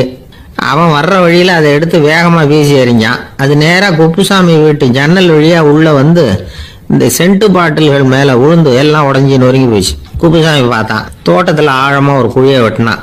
அந்த தொப்பியை போட்டான், மூடிவிட்டான். இதை அடுத்த வீட்டுக்காரன் பார்த்தான். ஏதோ புதையல் தான் வச்சிருக்கான் போல இருக்குன்னு நினைச்சான். போலீஸில் போய் புகார் கொடுத்துட்டான். மறுபடியும் போலீஸ் குழியை தோண்டினாங்க. பழைய தொப்பி மறுபடியும் வெளியில் வந்தது. எல்லாரும் சிரிக்கிறாங்க. அன்னைக்கு ராத்திரியே அந்த தொப்பியை எடுத்துக்கிட்டு நேராக புறப்பட்டான். ஒரு கல்லில் அதை சேர்த்து கட்டி குடிநீர் தொட்டி இருக்கும்ல அதில் போட்டுட்டு வந்துட்டான். இனிமேல் என்ன பண்ணும் பார்ப்போம்னு. ஒரு நாள் திடீர்னு குழாயெல்லாம் அடைப்பட்டு போச்சு. மாநகராட்சி அலுவலர்கள் வந்து என்னன்னு பார்த்தா அந்த பழைய தொப்பி குழாயை அடைச்சிக்கிட்டு இருக்குது. இது குப்புசாமியோட தொப்பிங்கிறது தான் எல்லாருக்கும் தெரியுமே. உடனே குடிநீரை வந்து பாழாக்கணத்துக்காக குப்புசாமிக்கு கோர்ட்டு 2500 ரூபாய் அபராதம் போட்டுவிட்டது. அதையும் கட்டிவிட்டு வெளில வந்தான். கடைசியாக முடிவு பண்ணான். ஒரு நெருப்பு குச்சியை கிழிச்சான். தொப்பியை கொளுத்தினான். எரிஞ்சது. எடுத்து வெளில எரிஞ்சான். கொஞ்ச நேரத்தில் தீ அணைப்பு படம் வந்துட்டுது. ஆமாம், இவன் எடுத்து எரிஞ்சது வெளியில் விழுந்து வீட்டு ஊரே பற்றிக்கிட்டு எரிய ஆரம்பிச்சுட்டுது. அவனோட பணத்தாசையும் அதோட சேர்ந்து எரிஞ்சு போச்சான். இப்படி ஒரு கதை. இந்த கதையை சொல்லி முடிச்சார் அந்த இமயமலை அடிவாரத்தில் இருந்த சன்னியாசி. இப்போ அந்த குப்புசாமி எங்கே இருக்கிறான்னு கேட்டார் எதிரில் இருந்தவர். இதோ உன் எதிரிலே இருக்கிறான், நான் தான் அந்த குப்புசாமி அப்படின்னாரான் அந்த சன்னியாசி. அந்த குப்புசாமி கிட்ட இருந்தது மாதிரி ஒரு பழைய தொப்பி நம்ம ஒவ்வொருத்தர்கிட்டையும் உண்டு. அதை எப்படி தொலைக்கிறதுன்னு தெரியாமல் தடுமாறிக்கிட்டு இருக்கிறோம். அது என்ன தொப்பிங்கிறீங்களா? அதுதான் நம்மை சூழ்ந்திருக்கிற மாயை அப்படிங்கிறார் சுவாமி சின்மயானந்தர். மெய்ஞானம் கிடைக்கிறப்போ மாயை வந்து எரிஞ்சு போகும் அப்படிங்கிறது அவருடைய கருத்து. நம்மால் ஒருத்தர் வேகமாக ஓடி வந்தார். காலில் மாட்டியிருந்த பழைய செருப்பு 2 ஆவேசமாக தூக்கி ஒரு கிணத்துல போட்டுட்டு வெறுங்காலோட நடந்து வந்துகிட்டு இருக்கிறார். ஏன் அப்படி பண்ணீங்க அப்படின்னு கேட்டோம். அந்த செருப்புக்கு சொந்தக்காரன் வந்து பின்னாடி வந்துகிட்டு இருக்கிறான், அதனால அப்படி பண்ணேன் அப்படிங்கிறார் இவர். ஒரு கடைக்கு போனேன். 5 ரூபா பணத்தை எடுத்து கொடுத்தேன். ஒரு தினசரி பத்திரிகையை கேட்டேன். அவர் உடனே அங்கே அடுக்கி வச்சிருந்த பத்திரிகையில் ஒன்று எடுத்து என் கையில் கொடுத்தார். வாங்கிக்கிட்டேன். மீதி பணத்தை எடுத்தார். அதையும் என் கையில் கொடுக்கணும்ல, கொடுக்கல. எதிரில் இருந்த பலகையில் வச்சு எடுத்துக்க சொன்னார். எப்பவும் அவர் அப்படி தான் பண்ணுவார். நானும் எடுத்துக்கிட்டு வந்துடுவேன். இவர் ஏன் இப்படி பண்ணுறாருங்கிறது எனக்கு ரொம்ப நாளாக ஒரு சந்தேகம். ஒரு நாள் அவர்கிட்டயே இதை கேட்டுவிட்டேன். ஏங்க, நீங்கள் உங்கள் கடைக்கு வந்து பொருள்கள் வாங்குறவங்களுக்கு நீங்கள் பாக்கி சில்லறையை கொடுக்குறப்போ பலகையில் வச்சு விட்றீங்க, கையில் கொடுக்க மாட்டேங்கிறீங்களே, ஏன் அப்படின்னு கேட்டேன். காசை கையில் கொடுத்தா நம்மகிட்ட இருக்கிற லட்சுமி போயிடுவா சார் அப்படின்னார். அதாவது பணம் செலவாயிடும் அப்படின்னு அர்த்தமா. இன்னொரு நண்பர், அவர் ஒரு நாள் வழக்கத்துக்கு மாறா ரொம்ப சோகமாக உட்காந்துருக்கிறார். ஏங்க என்னாச்சு, ஏன் இப்படி கப்பலே கவிழ்ந்தது மாதிரி உட்காந்துருக்குறீங்க அப்படின்னு கேட்டேன். கப்பலே கவிழ்ந்திருந்தா கூட நான் இப்படி கவலைப்பட மாட்டேன் சார், வேற ஒன்று நடந்து போச்சுன்னார். என்னன்னு கேட்டேன். என் உச்சந்தலையில் பல்லி ஒன்று விழுந்துட்டுதுன்னார். அதுக்காகவா இப்படி அப்படின்னு ஆச்சரியப்பட்டேன். ஆமாங்க, பல்லி உச்சந்தலையில் விழுந்தா பலன் என்னன்னு பஞ்சாங்கத்தில் பார்த்தேன், மரணம்னு போட்டிருக்கு அப்படின்னு சொல்லிவிட்டு அவர் தொடர்ந்து கவலைப்பட ஆரம்பிச்சிட்டார். இப்படியும் ஒருத்தர், என் கூட வேலை பார்க்குற ஒருத்தர் எப்படி தெரியுமா, தினமும் வலது காலை வச்சு தான் ஆஃபீஸுக்கு உள்ள நுழைவார். என்னைக்காவது தவறுதலாக இடது காலை வச்சு உள்ளே வந்துட்டாருன்னா அன்னைக்கு பூரா மனசு சங்கடப்படுவார். எந்த வேலையும் சரியாக ஓடாது. கேரம் போர்டு ஆடுற ஒருத்தர் எப்போ ஆட உட்காந்தாலும் ஸ்ட்ரைக்கரை கை தவறி கீழே விழுற மாதிரி பண்ணி அதுக்கப்புறம் அதை எடுத்துக்கிட்டு ஆட உட்காருவார். ஏன்னா எப்போ ஒரு தடவை நிஜமாவே அது கை தவறி கீழே விழுந்திருக்குது. அன்னைக்கு பிரமாதமாக ஜெயிச்சுட்டார். உடனே ஒரு முடிவுக்கு வந்துட்டார், கை தவறுனா லாபம் அப்படின்னு. அதுக்கப்புறம் அதையே பழக்கமாக்கிக்கிட்டார். பூனை குறுக்க போனால் சகனம் சரியில்லைன்னு நினைக்கிறவங்க உண்டு. ஆனால் ஒருத்தர் எப்படி தெரியுமா, அவர் வெளியில கிளம்புற சமயம் பக்கத்து வீட்டு ரேடியோவில் மியாவ் மியாவ் பூனை குட்டின்னு பாட்டு சத்தம் கேட்டால் கூட போதும், சகனம் சரியில்லைன்னு பிரயாணத்தை கேன்சல் பண்ணிவிடுவார். இப்போ இவ்வளவு எதுக்கு சொல்றோம்னா, அளவுக்கு மீறின சகுன நம்பிக்கைகள் இருக்கு பாருங்க, இதோட பயமும் சேர்ந்துக்கிட்டதுன்னு வச்சுக்கோங்க, இது ஒருத்தருடைய மனநிலையை பாதிச்சிடும். இது உளவியல் நிபுணர்கள் சொல்ற கருத்து. வாழ்க்கையே தடுமாற வச்சிரும். பாதுகாப்பு இல்லாத உணர்வு, ஒரு விதமான டிப்ரெஷன் மனநிலை, இதெல்லாம் தான் இதுக்கு காரணமாக அமையலாம். சில பேர் காய்கறி நறுக்க கத்திய கையில் எடுத்தா கூட நேரம் சரியா இருக்கா அப்படின்னு பார்த்துட்டு தான் வேலையை ஆரம்பிக்கிறது வழக்கம். அறிவு தான் மனசுக்கு வாத்தியாரா இருக்கணும், அப்பதான் வாழ்க்கை நிம்மதியா இருக்கும். அறிவு மனசு சொல்றபடியெல்லாம் கேட்க ஆரம்பிச்சுட்டுதுன்னா இடைஞ்சல் தான். ஒருத்தருக்கு 7ஆம் நம்பர் தான் ராசியான நம்பரா, 7ஆம் தேதி தான் எந்த காரியத்தையும் ஆரம்பிப்பாராம். 7 எழுத்து வர்றது மாதிரி பேரை மாற்றி வச்சுக்கிட்டார். 7 மணிக்கு தான் தினமும் எழுந்திருப்பார். 7ஆம் நம்பர் வீட்டில் தான் குடியிருக்கார். கல்யாணம் கூட 7ஆம் தேதி தான் பண்ணிக்கிட்டார். அவர் ஒரு நாள் குதிரை பந்தயத்துக்கு போனாராம். குதிரையோட பேரையெல்லாம் பார்த்தார். ஒரு குதிரையோட பேர் 7 எழுத்துல அமைஞ்சிருந்தது. 7 தானே இவருக்கு அதிர்ஷ்ட நம்பர். அதனால உடனே அது பேரில் பணத்தை கட்டினார். பந்தயம் நடந்தது. என்ன சார் ஆச்சுன்னு கேட்டாங்க. நான் பணம் கட்டின அந்த என்னோட குதிரை 7ஆவதா சேர்ந்தது சார் அப்படின்னாராம் சோகமா. இந்த உலகத்துல நாம நல்லபடியா இருக்கணும்னா அதுக்கு முக்கியமா தேவைப்படுறது 2. ஒன்று செல்வம், இன்னொன்று அறிவு. சரி, இது 2ல சிறந்தது எது அப்படின்னு ஒரு கேள்வி கேட்டா என்ன பதில் சொல்றது? இதே கேள்விய ஹஸ்ரத் அலி அவர்கள் கிட்ட கேட்டாங்களாம். அவர் ஒரு பெரிய அறிஞர். கேள்வி கேட்டவங்களும் சாதாரண ஆட்கள் இல்லை, இவங்களும் அறிஞர்கள். ஒரு நாள் ஹசரத் அலி அவர்கள்கிட்ட 10 அறிஞர்கள் வந்தாங்களாம். ஐயா, நாங்க 10 பேரும் உங்ககிட்ட ஒரே கேள்வியை தான் கேட்க வந்திருக்கிறோம், ஆனா எங்க 10 பேருக்கும் நீங்க தனித்தனியா பதில் சொல்ல முடியுமா அப்படின்னு கேட்டிருக்காங்க. அதாவது அவங்க ஒரே கேள்விக்கு இவர்கிட்ட இருந்து 10 விதமான பதில் எதிர்பார்க்கறாங்க. சரி கேளுங்க, என்ன கேள்வி அப்படின்னாரு அவர். அப்பதான் அவங்க கேட்டாங்களாம், செல்வம் அறிவு இது 2ல சிறந்தது எது? இதுதான் கேள்வி. ஹசரத் அலி என்ன பண்ணார் தெரியுமா? அவங்கள ஒவ்வொருத்தரா கூப்பிட்டார். ஒவ்வொரு விதமான பதில சொல்லி அனுப்புனார். முதல்ல ஒருத்தரை கூப்பிட்டார். சொன்னார், அறிவுங்கிறது தீர்க்க தரிசிகள், ஞானிகள், மகான்கள் இவங்களோட பரம்பரை சொத்து. ஆனா செல்வம்ங்கிறது கொடுங்கோலரின் ஆயுதம். அதனால அறிவு தான் சிறந்தது அப்படின்னார். 2வது ஆளை கூப்பிட்டார். உங்ககிட்ட செல்வம் இருந்தா நீங்க தான் அதை காப்பாற்றணும், ஆனா அறிவு உங்களை எப்பவும் காப்பாற்றும். ஆகவே அறிவு தான் சிறந்தது அப்படின்னார். 3வது ஆளை கூப்பிட்டார். செல்வந்தனுக்கு எப்போதும் விரோதிகள் அதிகம், ஆனா அறிஞனுக்கு நண்பர்கள் அதிகம். அதனால அறிவு தான் சிறந்ததுன்னார். அடுத்தவரை கூப்பிட்டார். செல்வம் அடுத்தவங்களுக்கு கொடுக்க கொடுக்க குறையும், ஆனா கல்விங்கிறது அதிகரிச்சுக்கிட்டே வரும், கொடுக்கறதுனால குறையாது. அதனால அறிவு தான் சிறந்ததுன்னார். இன்னொருத்தரை கூப்பிட்டார். அறிவு உள்ளவன் எப்பவும் அதை அடுத்தவங்களுக்கு வாரி வழங்கிக்கிட்டே இருப்பான், அதனால அவங்ககிட்ட தாராளத்தன்மை இருக்கும். ஆனா செல்வந்தன் கிட்ட கஞ்சத்தனம் தான் இருக்கும், அதனால அறிவு தான் சிறந்ததுன்னார். 6வது நபரை கூப்பிட்டார். செல்வத்தை கள்வர்கள் திருடிட்டு போக முடியும், ஆனா அறிவை அப்படி திருடிட்டு போக முடியாது அப்படின்னார். 7வது நபரை கூப்பிட்டார். செல்வம் கால ஓட்டத்துல அழிஞ்சிரும், ஆனா அறிவை கால ஓட்டம் ஒன்றும் பண்ண முடியாது, ஆகவே அறிவே சிறந்ததுன்னார். 8வது ஆளை கூப்பிட்டு சொன்னார், செல்வத்துக்கு எப்பவும் எல்லை உண்டு, நிறைவு உண்டு, அளவு உண்டு, கணக்கு உண்டு. ஆனா அறிவுக்கு அப்படிப்பட்ட எல்லை எதுவும் கிடையாது, அதனால அதுதான் சிறந்ததுன்னார். அடுத்தவனை கூப்பிட்டார்.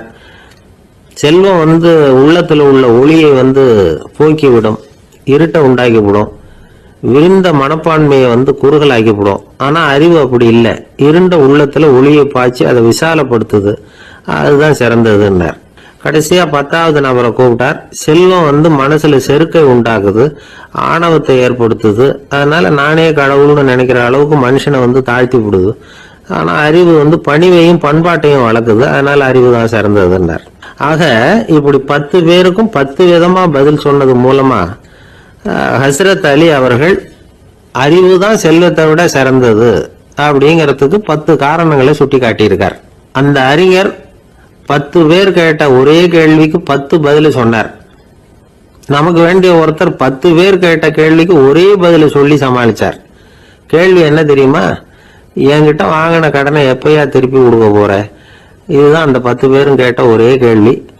இந்த மாசம் 26ஆம் தேதி தந்துடுறேன் அப்படிங்கிற ஒரே பதில சொல்லி அவ்வளவு பேரையும் இவர் அனுப்பி வச்சுட்டாராம். எல்லாரும் போனதுக்கு அப்புறம் இவரை தனியா கூப்பிட்டு கேட்டிருக்கிறாங்க. அது என்ன சார் கணக்கு 26ஆம் தேதி அன்னைக்கு என்ன அதிசயம் நடக்க போகுது அப்படின்னு கேட்டிருக்காங்க. அதிசயம் அன்னைக்கு இல்ல, அதுக்கு முத நாளே நடக்க போகுதுன்னாராம்.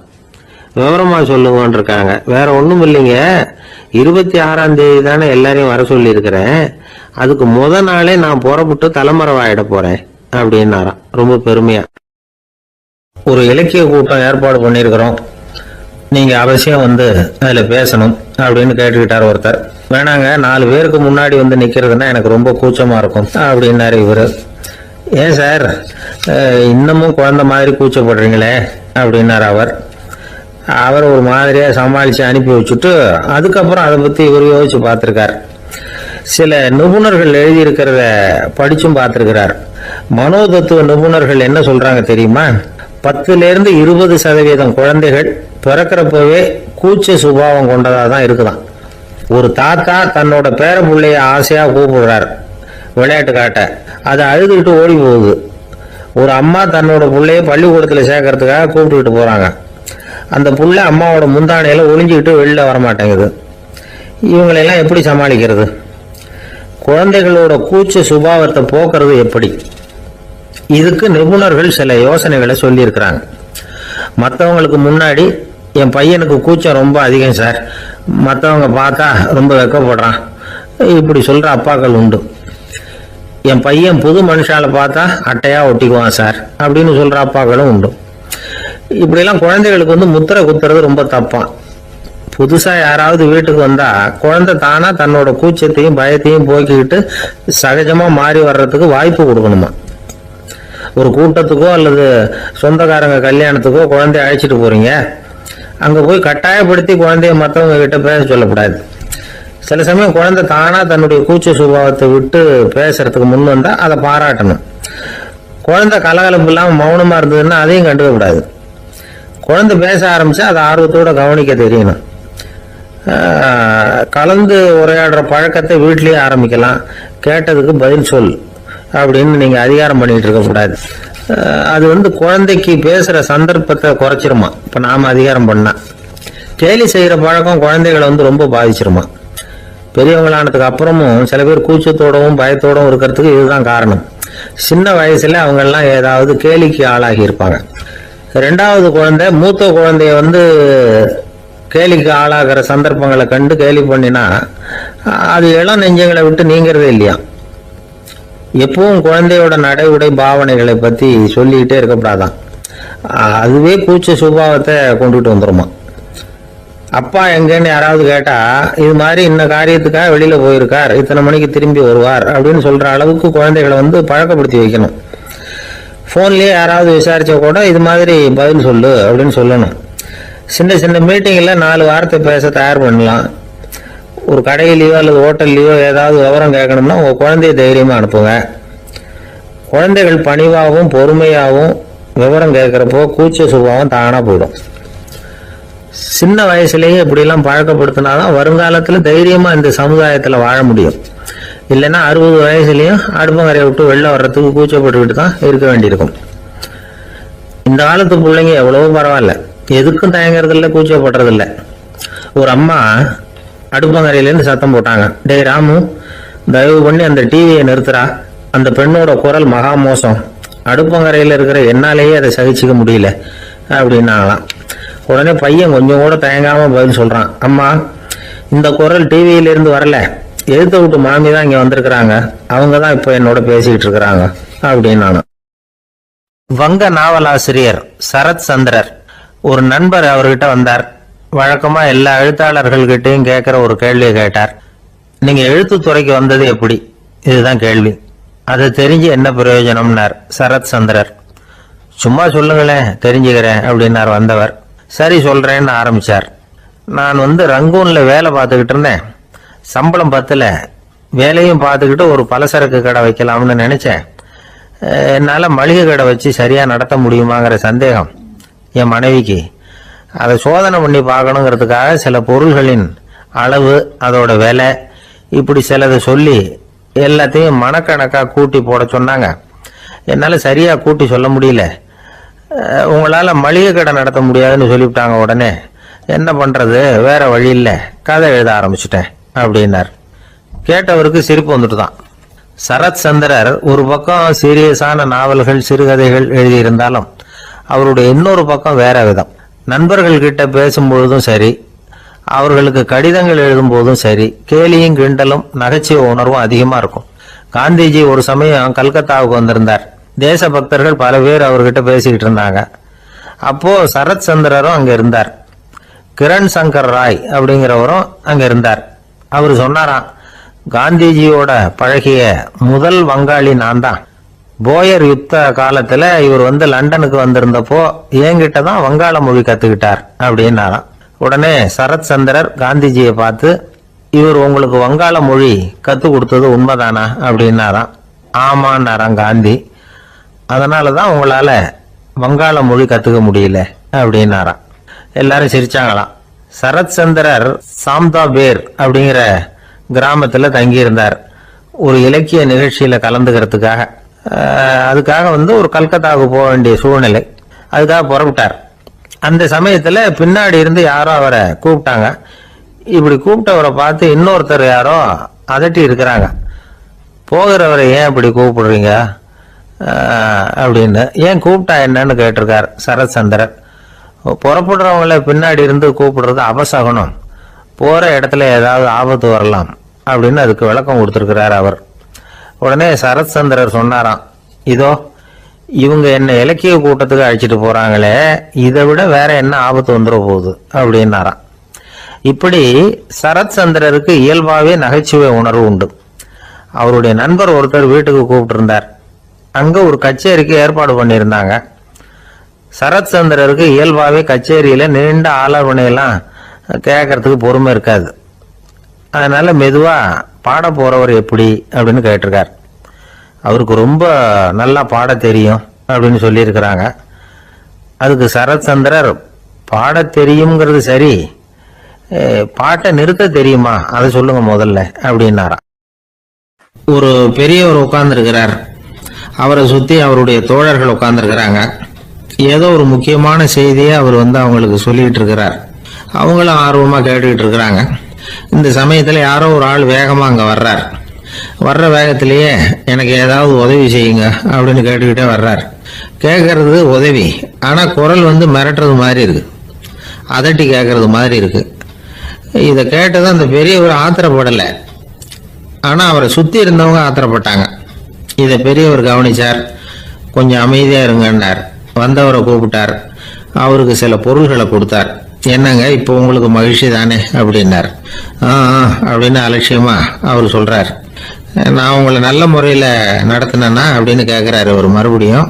அதெல்லாம் ஒண்ணும் இல்லை அப்படின்னு சொல்லி அவரு சொல்லிட்டு இருக்கிறாரு. குரல்ல கடுமை குறையல. சுத்தி இருந்தவங்களால இதை பொறுத்துக்க முடியல. கோபத்தோடு அவரை நோக்கி நெருங்க ஆரம்பிச்சாங்க. பெரியவர் அவங்களை எல்லாம் தடுத்து நிறுத்தினார்.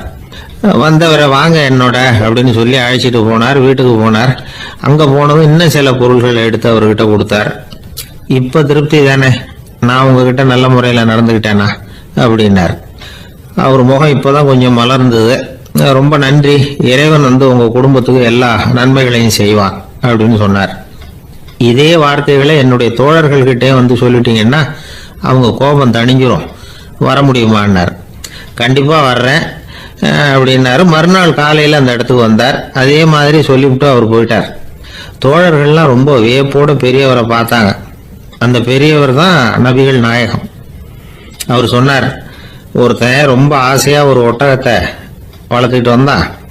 ஒரு நாள் அந்த ஒட்டகம் கயத்தை அறுத்துக்கிட்டு ஓடி போயிட்டுது. அக்கம் பக்கத்தில் இருக்கிறவங்க எல்லாம் அந்த ஒட்டகத்தை பிடிக்கிறதுக்கு முயற்சி பண்ணாங்க. அதை துரத்திக்கிட்டு ஓடினாங்க. ஒட்டகம் தாறுமாறா ஓட ஆரம்பிச்சது. இந்த சமயத்துல ஒட்டகத்தை வளர்த்தவன் அங்க ஓடி வந்தான். நீங்க அதை ஒன்றும் செய்ய வேணாம், விட்டுருங்க. அதோட சுபாவம் எனக்கு நல்லா தெரியும். அதை சுலபமா என்னோட வழிக்கு கொண்டுட்டு வந்துட முடியும். நான் பாத்துக்கிறேன், விட்டுருங்க அப்படின்னா. எல்லாரும் வேலைக்கு போயிட்டாங்க. இவன் என்ன செஞ்சான்னு தெரியுமா? கொஞ்சம் புல்ல கையில எடுத்துக்கிட்டு அந்த ஒட்டகத்தை நெருங்கினா, அவ்வளவுதான். அது ஓடி வந்து இவன் காலடியில் உட்காந்துக்கிட்டது. செல்லமா அதை அப்படியே தடவி கொடுத்தான், முதுகில் ஏறி உட்காந்துக்கிட்டான். அது பாட்டுக்கு சாதுவா நடந்து போகுது. இந்த கதையை நபிகள் நாயகம் தம்முடைய தோழர்களுக்கு சொல்றார். ஒட்டகத்தை மட்டும் இல்ல, சில மனிதர்களையும் கூட சில விதத்துல அணுகிதான் அவர்களை வந்து சீர்திருத்த வேண்டியிருக்குது அப்படிங்கறத அவங்களுக்கு உணர்த்தினார். இது ஒரு அழகான உளவியல் அணுகுமுறை. சில குடும்ப தலைவர்கள் கூட இந்த ஒட்டகம் மாதிரி நடந்துகிறது உண்டு, அப்புறம் அடங்கி போறதும் உண்டு. ஒரு குடும்ப தலைவர் காலையில எழுந்திரிச்சதுல இருந்து சத்தம் போட்டு கத்திக்கிட்டு இருப்பார். பக்கத்துல இருந்தவங்கலாம் ஓடி போய் சமாதானம் பண்ணி பார்த்தாங்க. அவர் ஓயறது மாதிரி தெரியல.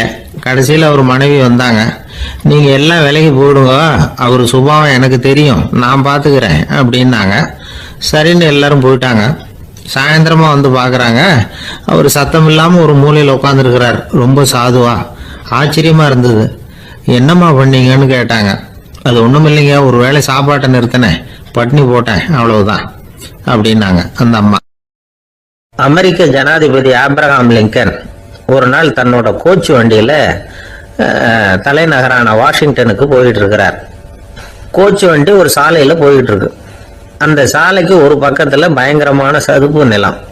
சதுப்பு நிலம்னா அது புதைகுழி, புதை மணல்ங்கிறோம்ல, அது மாதிரி. அந்த சதுப்பு நிலத்துல யாராவது மாட்டிக்கிட்டா அவ்வளவுதான், ஆளை கொஞ்சம் கொஞ்சமா உள்ள அமுக்கி விடும். தப்பிச்சு கரையேறது கஷ்டம். அப்படிப்பட்ட நிலம் அது. ஆப்ரஹாம் லிங்கன் ஏதோ ஒரு முக்கியமான அரசாங்க வேலையா போயிட்டு திரும்பி வந்துகிட்டு இருக்கிறார். அதனால அந்த சமயத்துல அவர் விலை வசந்த ஆடைகளை அணிஞ்சிருக்கிறார். அப்படி அவர் அந்த கோச்சு வண்டியில வந்துகிட்டு இருக்கிறாரு. அந்த சமயத்துல ஒரு காட்சி அவர் கண்ணுல போட்டுட்டுது. என்ன தெரியுமா? ரோட்டுக்கு பக்கத்துல இருந்த சதுப்பு நிலத்துல ஒரு இளம் பன்றி குட்டி சிக்கிக்கிட்டு தவிச்சுக்கிட்டு இருக்குது. பரிதாபமா கத்திக்கிட்டு இருக்குது. அதை பார்த்தார் லிங்கன். அவருக்கு என்ன மாதிரி ஆயிட்டுது. உடனே வண்டியை நிறுத்த சொன்னார். கீழே இறங்கினார். தன்னோட விலை வசந்த ஆடைகளை பத்தி லட்சியம் பண்ணவே இல்லை. தனக்கே ஆபத்து வரலாம்ங்கிறத பத்தியும் கவலைப்படல. தான் ஒரு குடியரசுத் தலைவருங்கிறத பத்தியும் அவர் நினைச்சு பார்க்கல. நேரம் அந்த சதுப்பு நிலம் பக்கமா போனாரு. அந்த சேத்துல இறங்கி பன்றிக்குட்டியை காப்பாத்தி கரைக்கு கொண்டுட்டு வந்து சேர்த்துட்டார். அதுக்கப்புறம் நிம்மதியா கோச்சு வண்டியில ஏறி வெள்ள மாளிகைக்கு வந்து சேர்ந்தார். ட்ரெஸ், உடம்பு பூரா சேரு சகதி. பாக்குறவங்களுக்கெல்லாம் ஆச்சரியமா போச்சு. அவங்களுக்கு ஒன்றும் புரியல. இவர் நேரா ட்ரெஸ் மாத்திக்கிறதுக்காக போனாரு. கோச்சு வண்டி ஓட்டிட்டு வந்தவங்க கிட்ட போய் எல்லாரும் கேட்டாங்க என்ன ஆச்சு அப்படின்னு. அவர் வர்ற வழியில நடந்த விவரத்தை சொன்னார். ஆப்ரஹாம் லிங்கனுடைய இந்த இறக்க குணத்தை எல்லாரும் பாராட்டினாங்களாம், புகழ்ந்தாங்களாம். ஆனா இதுக்கு லிங்கன் என்ன பதில் சொன்னார் தெரியுமா?